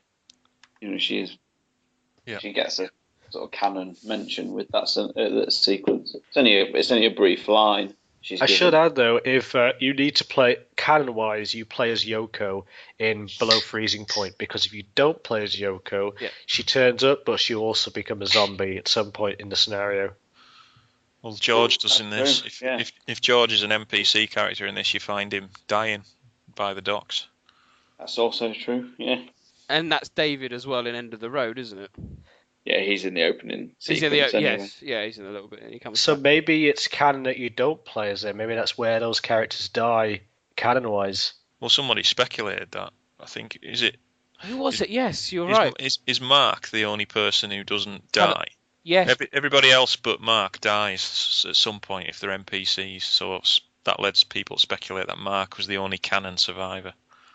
Hold on. Rewind. Cindy's has got to be Outbreak. Outbreak's got to be Cindy. Oh, yeah, she's a waitress at Jay's bar, yeah. Oh, of course, yes. So who dies in what scenario now? So Kevin dies in End of the Road. Not Kevin. No. What's his name? David dies in End of the Road. He's a zombie in that. Decisions has George. He dies on the docks. I think Cindy gets trampled by the elephant. Yep. Yes, in Wild Things. Yep. Who are we missing? Kevin. Got Jim. Yeah. How does Jim die? I can't remember now. Good test, isn't it? Can't remember. This should be on the quiz. No, my question's not very good. All I remember is just reading a thread. Someone had done a really good chart, and Mark was the only one who didn't have an in-game death, so to speak. And then you weigh that up against the fact that they all get canon. They all get quite nice end scenarios, which kind of ties in quite nicely with. But what about? I'm sure one of them testifies against Umbrella. Alicia? No, Linda. Linda survives, doesn't she? Yeah, Linda and Yoko testify in the Raccoon trials. But I think it's accepted canon now that they all survive, I think. Is that what? Yeah, okay. I mean, it would make sense because at the end of in Umbrella Chronicles, they mentioned that there was an ongoing trial against Umbrella, so Linda and Yoko would have testified in that. It all fits. Yeah, it does. You can't. Good. I read an interesting rumor as well that I don't believe it, but the reporter who's on the beach at Revelations is Alyssa. Yeah, that was one theory flying around. It actually does look a lot like her. It does, really? Yeah. Which reporter is this? I don't remember her. at the beginning of Revelations, I think it's after you've done chapter 1, Yeah, chapter 2 begins. It's just a reporter on the beach walking toward camera talking about what Terra Grigia was and what's happened there. It does look a lot like Alyssa. It'd be nice if it was her. But she's brown haired. I think she's blonde, isn't she? Yeah, she is blonde. Is it? I must think of another one. And this is a File 2 thing, but there's a nice cameo from the remake news reporter in Alyssa's ending. Yes, there is. Yes, I saw that fairly recently. Where did I see that? Someone, I read. Yeah, that's nice. So, what was everyone's kind of favourite scenario? Decisions, without a doubt. It's exquisite. Will that be general consensus? Yeah, although I enjoyed Outbreak just for its sort of simplicity. It's enjoyable to play through. Decisions is good, but it can get frustrating. Okay, what we'll do, we'll go back to the main characters. I mean, who everyone played as and why, and the different quirks. We've already touched on earlier about the, Mark can move things, and Jim had this lucky coin. All it did was increase his crit rate. Oh, is that what it did? I always. Yeah. Each coin flip increased his crit rate by 20%, I think. So if you got 3 in a row, you could get it up to 60. There's something like that, because if you got a tails during the flipping, you would lose them all. So you needed to get like 3 in a row. Okay. And then who was the herb one? Who had the herb? Billy? Cindy. She got herb case. Yeah, she could do the herb case. Yeah. What about George? What did he do? George could mix herbs into pills, which herbs gave and them spices. Yeah, if you mix the red herb, it gave you the hemostat, which could stop you from bleeding. So that was another thing I didn't like about. I didn't like the bleeding. Yoko had the backpack. Alyssa got the lockpick. Jim got the lucky coin. David had his spanners. Oh yeah, David could make things with a spanner, couldn't he? And fix things. Yeah, he could craft. He could make an awesome sledgehammer out of a rock and a pipe. You could make like a cattle prod as well that looked like the one out of Bottom. It was actually one of David's weapons that he could craft was actually one of the most powerfulest weapons in the game. I can't remember whether it was the hammer or the cattle prod. It must be the cattle prod, the Bottom cattle prod. It must be, John. Must be. I like. I mean, it's not a new idea, as obviously having different characters to have different traits and whatnot, but. Again, if you played it offline, you never really reap the benefits of it, because obviously I just found the AI to be so poor. They just ran around like headless chickens, and when you're choosing your characters that you want, it's like, should be useful for the extra space or something, or should be useful for the for the herbs. It just didn't work like that, and it was just for fuck's sake. So of course, in File 1 as well, you had the preset teams. You couldn't choose your partners. Yeah, exactly. Yeah. Actually. That's the problem. I wish that the cattle prod you made in Outbreak that David is it David? Yeah, that David could make. I wish when you used it sounded like the one in Bottom, because that was just a brilliant prop. Make zombies shit themselves. I mean, there's a lot to. I mean, I think over the course of us, everyone scrutinising it and whatnot, there's a lot to this. I always think there's a lot to the story that adds to it. Things like mainly more an Outbreak 2 maybe, because obviously you get to go to the Umbrella base and whatnot. But I can't see beyond the poor gameplay. I genuinely struggle. I genuinely struggled with the game. In just being able to just do normal things, and it became a chore. Going, do I really want to carry on because of the load times and things like that? And coming up after like Remake and Zero. I'd much rather play them. I must say though, comparing it to Remake and Zero, I was impressed at how well the PlayStation 2 outputted those visuals. I mean, it's still a good-looking game now. Even going back to it, it's very impressive. And it's not pre-rendered, is it? No, not at all. But sometimes it looks like it is. The actual, the quality of the graphics are really impressive. If you ever try it on an emulator. And run it in higher resolutions, the textures and everything still holds up. It looks a really good game. It would upscale very well for a HD release. Well, obviously, you get a lot of the textures got used in Umbrella Chronicles, of course. So, they must have held up fairly well. I think what we'll do, I mean, we will obviously when we talk about Outbreak 2, I think we should have a sub discussion on Outbreak 3 for the Outbreak 2 chat, and then if we just concentrate on Outbreak 1 maybe for this, and then because obviously there's a lot we can talk about. We talked about skins and scenarios and or other scenarios. Day in the what's it called? I can't believe that was cut. They even made the opening cinematic to that. It was in a Famitsu issue. It was, wasn't it? With Mickey, the motel owner, reading a newspaper as the characters come and see him. Yeah, there was lots to it. It's a shame, but never mind. Does anyone want to say anything else about Outbreak? Have I missed any key point that they wanted to raise?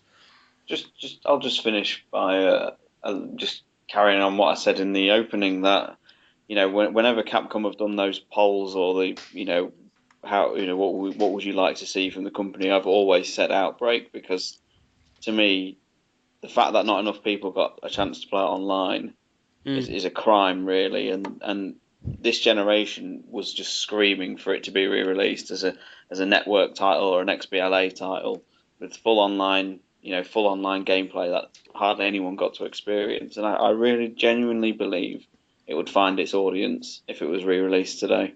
Yeah, I agree with that.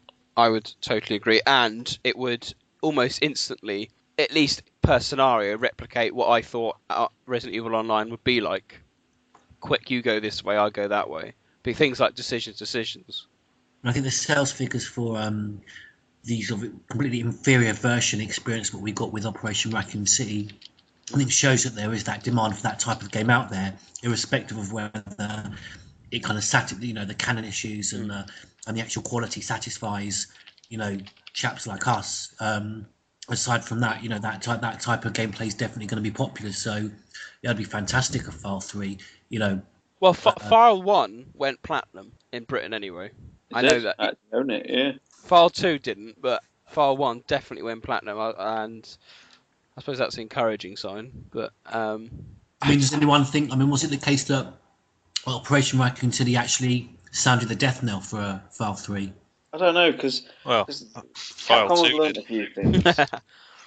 Capcom have learned a few things since Resident Evil 6. That is very much apparent, and they've said that. And if they were to re-release this as a compilation title with File 1 and File 2 packaged with some exclusive, brand new, never before seen scenarios, it would give people the fix that everyone says they want, which is the old gameplay.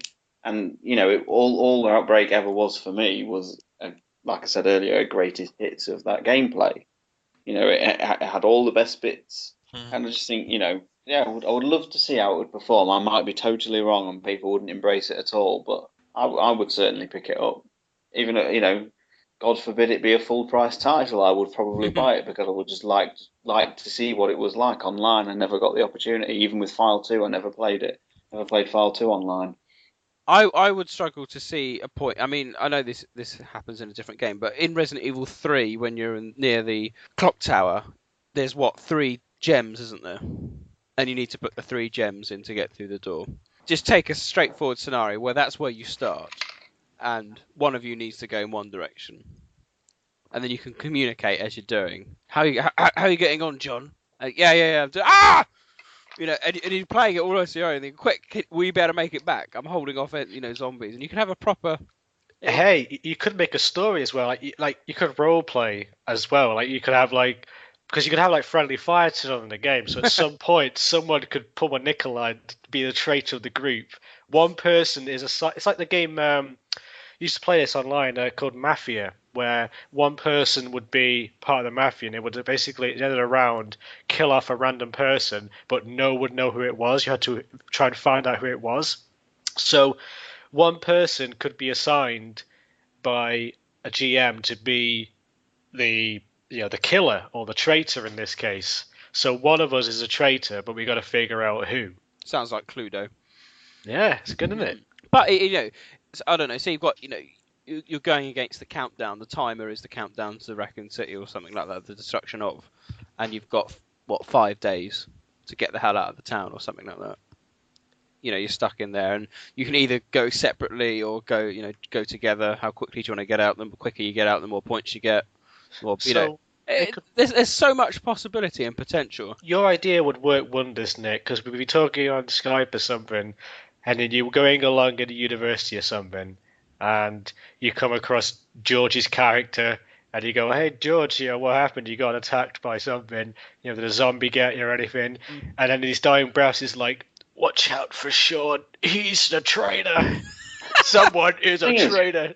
The thing is, that gameplay experience has already exists. Have any of you guys seen the Arma 2 mod called DayZ? Yes. That is that. You are put in an environment and you meet other players, and it really is up to the other player as to whether they're going to shoot you and steal all your belongings, or whether you make this sort of unruly alliance and decide to work together and build a car or whatever so you can get to a safe haven. And the game is all you should see. I've played it a few times, and the chat threads are just filled with mistrust and like, I've got this item, where are you? You fuck off, I'm not telling you where I am.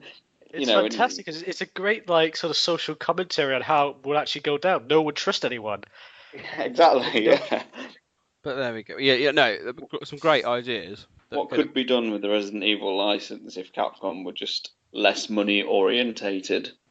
Okay, so we talked about that. What would your favourite moment of Outbreak File 1 be? We'll start with Stars Tyrant.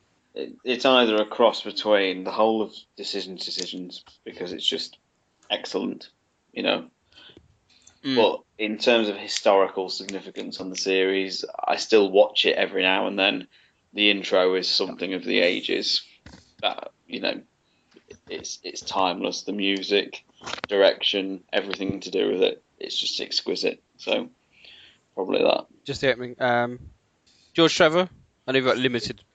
Yeah, very limited. But I agree with Sean about the intro. It's just absolutely beautiful, and I mean, literally sends shivers down my spine in a way that very, very, very rarely happens with a video game. I think once happened in Zelda or Ocarina of Time. Yeah. Obviously. Well, no. I mean, I love Skyrim, but nothing in Skyrim compares to, Resident Evil was my first love, and the way that was portrayed in that introduction. As John said, the direction, the music, the pace as you follow. You follow the journey of the rats, and then at the very end, you hear the little siren in the background, and the camera draws away out of the sewer, just so this is what's going on underneath. You see the streets above where everyone's completely ignorant of what's going on below them. Absolutely beautiful. Mr. Spencer, I would say the part where you have to basically, you're rigging up the detonator to blow up Main Street, and you have to go and find the detonator pieces, and you're going to fend off zombies at the same time. They're about to get through the barriers, and it's all going to shit. And it's tense. It's tense, yeah. And then when you blow up Main Street, it's like, suck on this, arseholes. You blow the whole place up, and there you go, job done. That's how you solve an outbreak. Blow it up. Just as a little side point, I found that bit quite amusing when you see all the zombies, and then suddenly the game kicks back in. You're like, no, thank you. And as I said, I've always compared and contrasted that moment directly to a horde of Ganados in Resident Evil 4, where in RE4 you're happy to go guns blazing, where in Outbreak you're going, I really don't want to go into that. And that's always been my compare and contrast of the two series. Anyway. That's a good point, actually, Nick. It is. Really good contrast there between the two. And Batman, favourite moment? I liked moving through the streets in the Outbreak scenario because it was so early on. You got to experience a flavour, the civilian panic and the police rescue operation. Because by the time when you play through the same situation in Resident Evil 2 and 3, the city's already dead. And I enjoyed getting a lift in the police van and talking to some of the civilians and just little things like that. It brought some life to the city. It felt more like a citywide outbreak. You know what I mean? No, I agree. Definitely. My 2 cents. Without sounding like a broken record, I think the introduction is a work of art, and it's something I've been calling for a long time. I like the best thing about Metal Gear Solid is the music, in my opinion. I love the music, and it has a theme. There is a theme, a Metal Gear Solid theme, and this is the closest Resident Evil's ever really come to having a theme tune. Oh, it would be, yeah. And what a theme tune! Totally. It's so much that if anyone was only to ever download one Resident Evil bit of music, it would always be that music. I have it on my iPod, and I get a kick out of it every time it randomly comes on shuffle.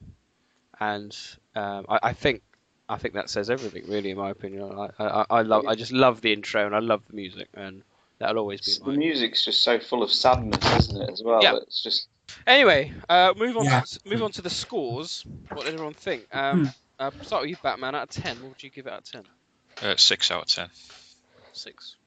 Stars Torrent? Because I never got to try the online component, but I put a lot of hours into this game. I'll not lie. I probably put more hours into this game than maybe any other in the series outside of 5. So I actually give it a solid, rounded 8.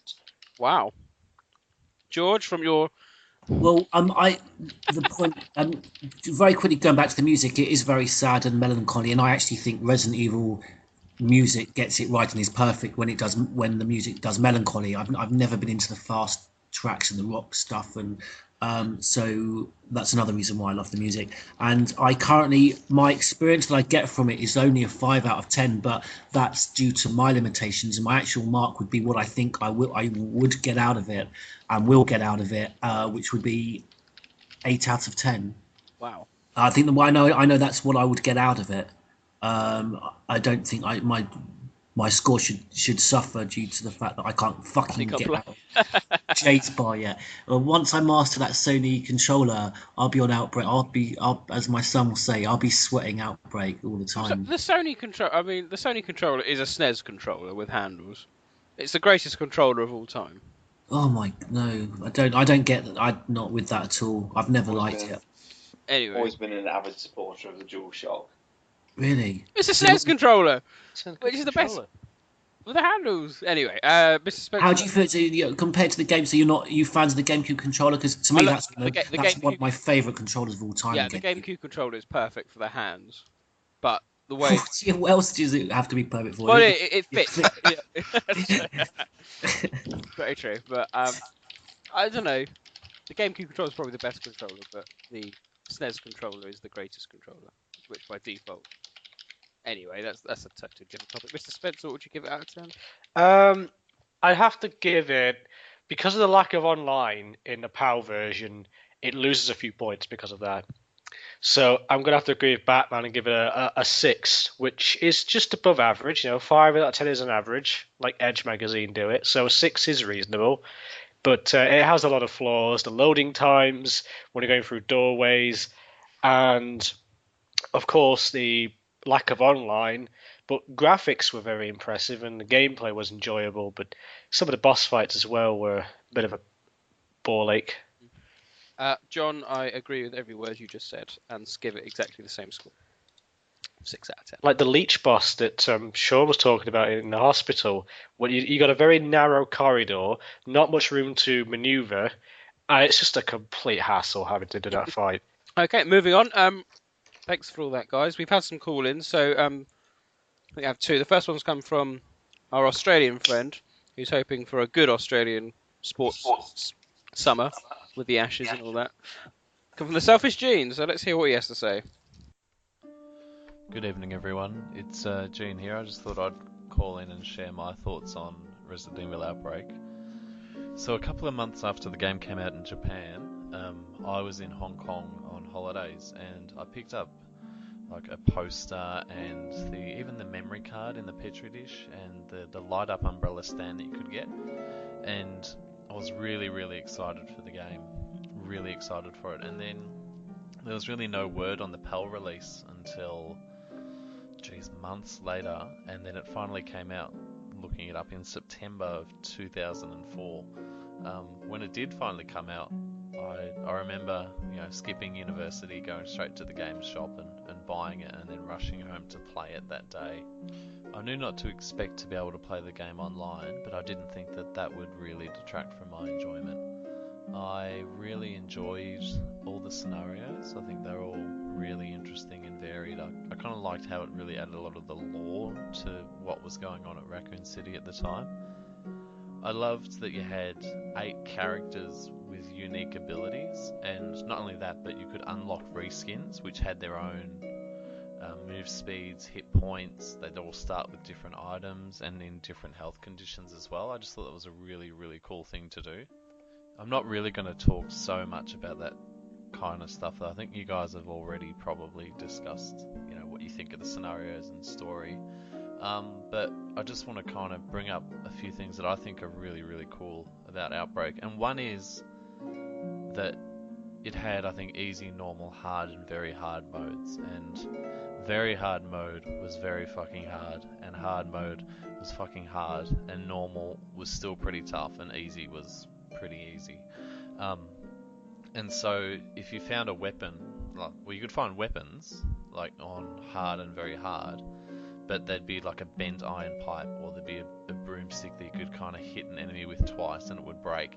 And if you did find a projectile weapon, it would be empty, and you'd have to find ammo, or you'd have to use a character that had their own gun and rely on that, rather than really relying on picking up a firearm.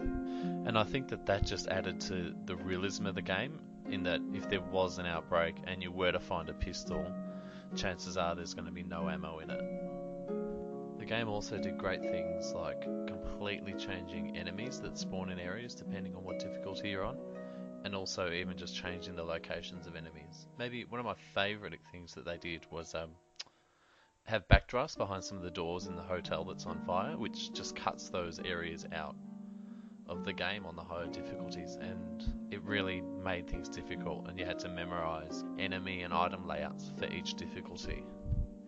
I really like the point system that the game used, that you could unlock a lot of the videos that you could see, because back in 2004 we didn't have YouTube where you could look these things up, and I remember explicitly that, there were kind of hidden endings that you would get if you finished the last scenario with a certain character and keeping at least one other partner character alive, and then I think from memory you didn't take the cure, and then those two characters would stay until the missiles landed, and you could kind of see this bittersweet little cinematic with them, and you could never unlock those in the gallery. And I remember playing that last scenario just to see those, because they were just really cool, and I really liked the detail that you saw in the game like that, and I can't really think of any modern games that do put that much detail in there.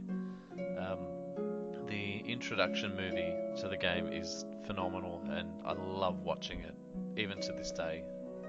I remember seeing it. It probably came on a cover CD of a game magazine. Remember those?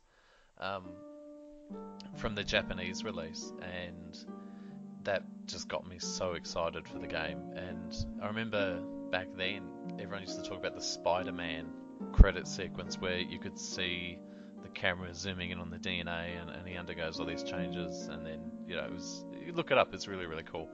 And then people were comparing this to that, and still to this day I think it's fantastic. I think the soundtrack's probably one of my favourites in this series as well. I don't think it's underrated, I just think it's underappreciated. I just think it really, it's right up there among the best. And I listen to it quite regularly, even though I haven't ashamedly played the game in years. Playing the European edition, we didn't get to play online, which is kind of curious since the game came out so much later than the NTSC versions, which did allow online play. And I guess that really just shows how far ahead of their times the Outbreak games were, because in this day and age you don't see games where the PAL region release is more than a week or two after the NTSC release. There was a bug in the NTSC release with the ad-lib system, in that when I think it was Alyssa in the first scenario would use it, the game would crash. And so because you couldn't patch that, and they didn't really fix it, all they did in the PAL version was just entirely remove the ability of the ad-lib system. So the game was also kind of crippled in that respect.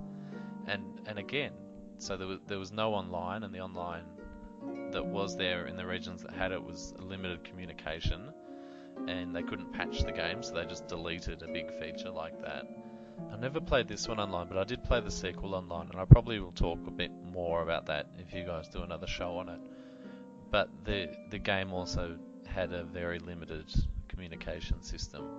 So for all those reasons, I just think it's really frustrating because the game wasn't well received, and yet if I think it came out not even this generation, but just with this infrastructure and backbone and kind of broader base appeal that gaming's got now, I think they could have been really successful in it. It's kind of a shame that it's been relegated to this little niche historical experiment.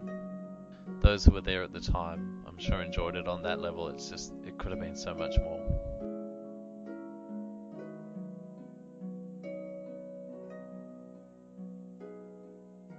I totally forgot about that Alyssa adlib thing, but yeah, it's true. On the American version, if you tried adlibbing during Outbreak, it will just lock the game up completely. I didn't realise though that was the reason why adlibs were removed from the PAL version. That's quite interesting. I didn't know that either. That's a bit of a huge bug to get past QA, isn't it? I know. Yeah, it was awful. I thought it was a glitch when I tried it the first time, because I think Alyssa was the first character I'd played.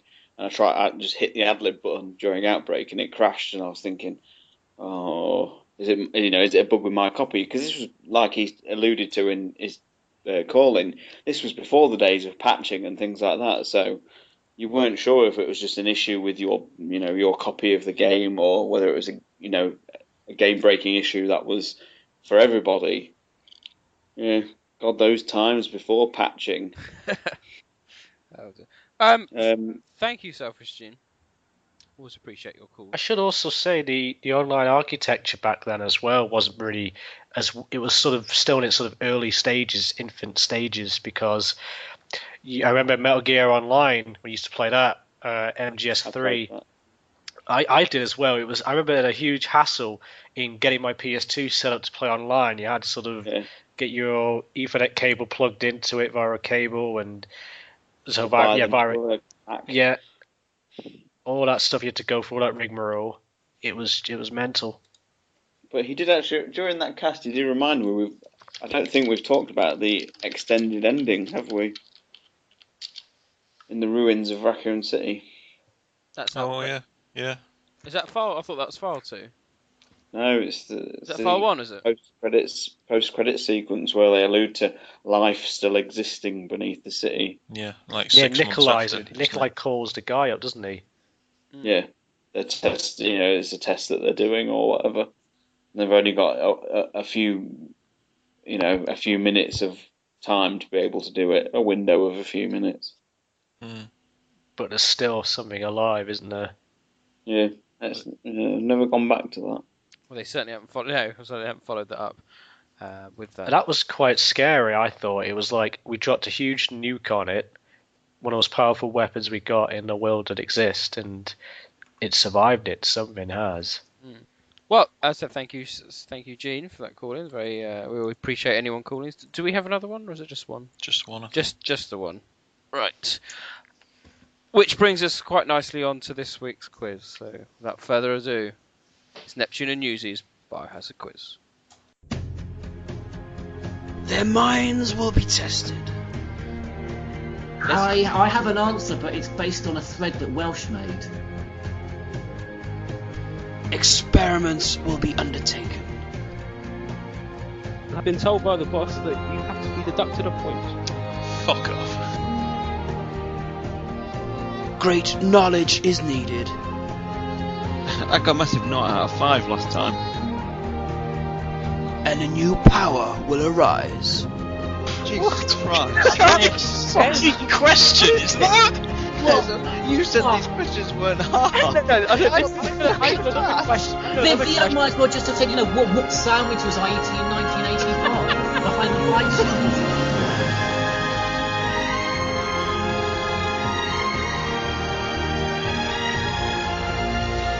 George Trevor, the Batman, and Star's Tyrant. It's time for Neptune and Newsies Biohazard Quiz!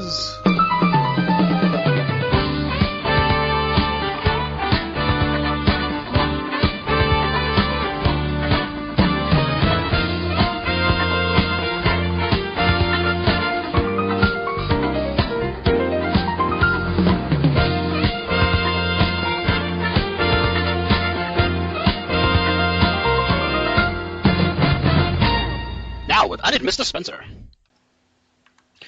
Hello and welcome to this podcast edition of Neptune and Newsies Biohazard Quiz. Long time since we did the last one. Podcast edition. I think the last one was such a long time ago. I think we did it with like sort of communicating with cups and string. It was. Answers were sent in the mail, and I had to look at it anyway. Carrier pigeon. I gave my answers to Nick in person down the pub. At the Weatherspoons. So let's have a quick recap. So wait, hold on. Has the quizmaster been having direct communication? No. Let's have. You know what? We should meet up again, Nick, for a pint. Yeah, what did you promise him, John? We just exchanged money over the table, put like a briefcase with some money in it, and just did the exchange in the Heroes in Waterlooville. Let's have a quick recap of the scores. Batman is on 15 points. George Trevor 12. Stars Tyrant 9.5, and Mr. Spencer's on 39. Very good. No, he's on 8. Wait. What about the scores I did for the last? Well, I don't know this. Yeah, John. I did the quiz with John, and he scored an impressive 4.5 out of 5.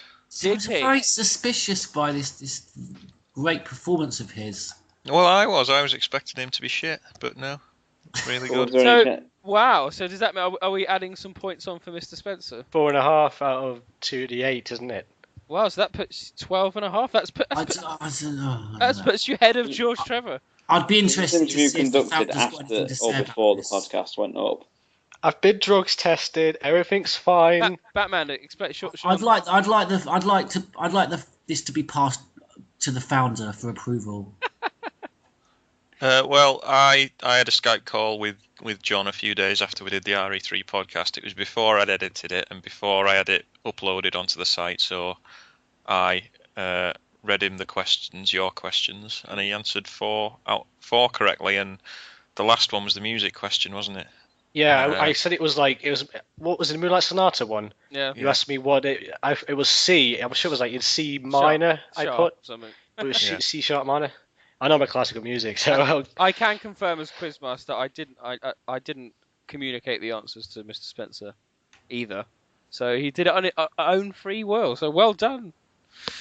So what's the league table again? So so the revised Batman 15, Mr. Spencer 12.5, George Trevor 12, Ty 9.5. So, and if I look correctly, only Batman's got his lifeline left, which is not going to be of use this time because D-Spot's not here. So.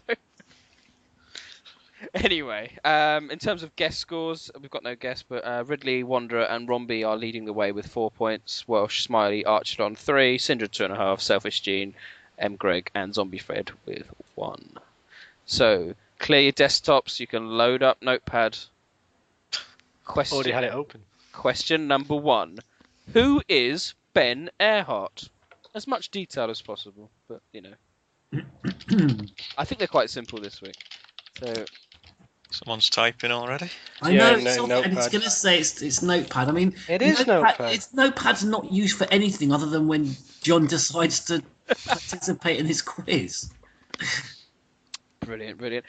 Oh, I can't believe it, because I wrote these questions a long time ago. We've actually already had the answer to this one, so who was listening? This question comes from Vito.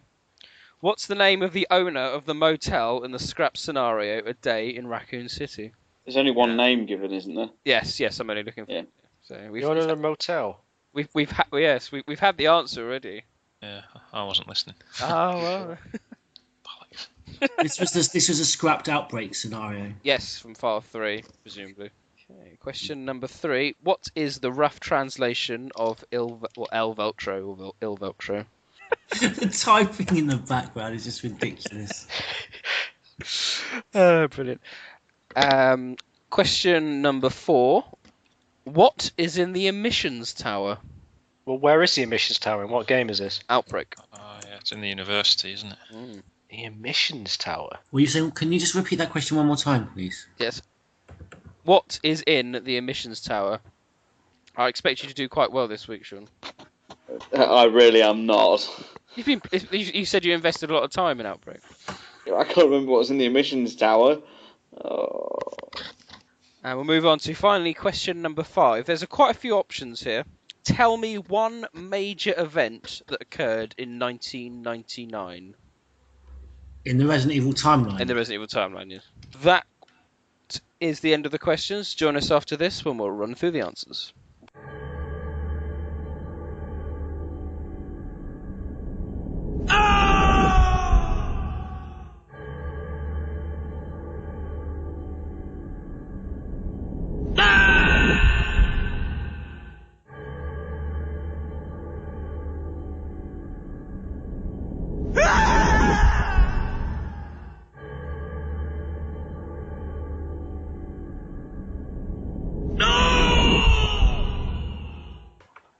So hello and welcome back to Neptune and Newsy's Biohazard Quiz minus Newsy for this week. Let's see how everyone has done. So question number 1 was, who is Ben Earhart? What did you put, Batman? I put he was a BSAA member. He was part of Chris's team who was killed in Adonia in Resident Evil 6. Okay. George Trevor?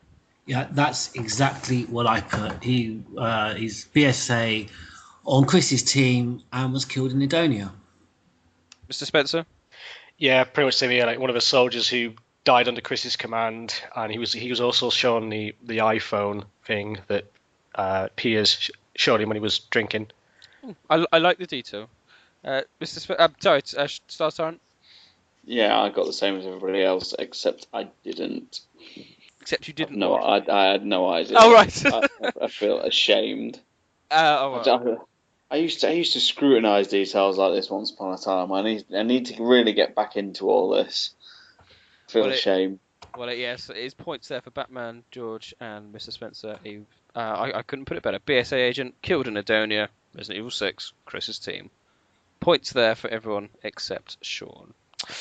Question number 2. I expect you to do well this one. So, what was the name of the owner of the motel in the scrapped scenario A Day in Raccoon City? Mr. Spencer, did you know this one? I had no clue. I just said Jack. Jack. So I got. Okay. Batman? I don't know. Larry. George? I've got no idea. Nigel. Ty? Mickey. Correct, Mickey. Right, so there we go. That evens things up a bit, eh, Sean? Right, let's see what everyone put for question number 3, which was what is the rough translation of El Veltro? Mr. Spencer? The Greyhound. George? Well, I've put it's a greyhound. A greyhound, yeah. Batman? Has he been burgled too? I think he went off on a. Has he gone off in a storm because of my background noise? Sorry, am I back? Yeah, that Batman, yes. Yep. Sorry, the Greyhound. You put Greyhound. I muted my microphone for some That's like the Eurovision voting. Come in, Belarus. This is Minsk calling. And Stars Tone. Yeah, I didn't know. Oh. Is that mentioned in the game at all? It's on the flag. Oh, God, honestly. But I need to find myself again because this is appalling. You need to go on a walkabout. Well, I remember it actually back when Revelations was first announced. On the forums, people were talking about what El Veltro was, and someone mentioned the Greyhound, so I got it from that. I remember it. And yes, that is correct. So there are points there for Batman, George, and Mr. Spencer. So, question number 4, which we spent too long on, was what's in the emissions tower? George, what did you put? I've got absolutely no idea. I've not made it to the missions tower, so I don't know. You're going to hazard a guess? Emissions? But I asked. It wasn't relevant. It wasn't related to. Mr. Spencer, did you know? There's a desert eagle in there. I don't know. At least that's a good guess. Right, Batman. What's in the emissions tower? Yes. Well, I'm assuming there'll be a door in there. Right. He's right. Now, isn't it where all the wasps are? Because remember, you have to have the pesticide spray to go through there. So it's it'll be one of the items for the daylight. Yeah. But I can't remember what it is. Is it the poison sample you have to get? And what are you saying, Ty? I didn't know, but the poison sample sounds right. But I can't. I'm not going to say it because Batman's just said. I had no idea. I had no idea. I could not remember for the life of me. Okay. Well, the answer I was looking for was just simply a wasp's nest because it's the major function in there. So, Okay. So yeah, I did arguably need specifics, but yes, the wasp's nest is rather prominent in the emissions tower. So points there for Batman. Well done. And finally, question number 5. I'm going to have to carefully write this down. So tell me one major event that occurred in 1999. We'll start with Batman. Simmons begins Project Ada. Simmons begins Project Ada. George Trevor. It was when the government, the US government, put a restriction on Umbrella. So there was like a worldwide ban on dealing with Umbrella shares. It's from the beginning of Resident Evil 4 when Leon's kind of doing his little monologue about the past, what's been going on. I think that was early February or March 1999. Okay. Star Starren. Doesn't Yoko go on trial about Umbrella? And Mr. Spencer. Umbrella USA was dissolved, or it was where they were no longer allowed to conduct business on American soil. Okay. Yes, points for everyone.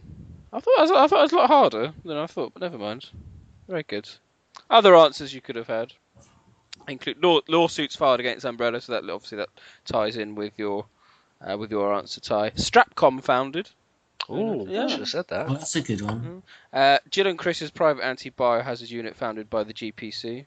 And the Umbrella sets up the hangars around the world. Where does it say that? What's the source for that? Newsquote. Right. In the chronology of evil. So that's where I get it from. So. The anti-biohazard squad was formed in 1999. So I'm told. I literally copied and pasted it. Well, it's a joint quiz, so blame Newsbook. But points for everyone, so well done, well done. So let's have a look at those final scores. And this week's winner is Batman with 4 out of 5. Well done, Bats. Joint second, George Trevor and Mr. Spencer with 3 out of 5, and Ty lingering and last, holding everyone else up with 2 out of 5. So what are the scores after that? The scores after the doors. Batman is now in the lead with 19 points. Very good. Followed by I won the list. Yeah, followed by Mr. Spencer. Yeah, calm down. I don't know. I'm not comfortable with this little kind of get together, this little sort of surreptitious meeting between Mr. Spencer and Batman. Mm-hmm. It's just half a bloody point, George. I'd like to know what really went on then. Who knows? It was just half a point. Then again, it was half a point that screwed you out of the last quiz, didn't it? I believe. Well, as I say, I think we need to pass this one by the founder. See what he says. Yeah. Well, as current scores stand, as they are, George in third with 15 points, only half a point behind Spencer, with Ty on 11.5. So that wraps up this week's score. This week's quiz. Thank you very much for listening. Join us next time for another for another podcast question. No, join us next. Join us next time for another quiz.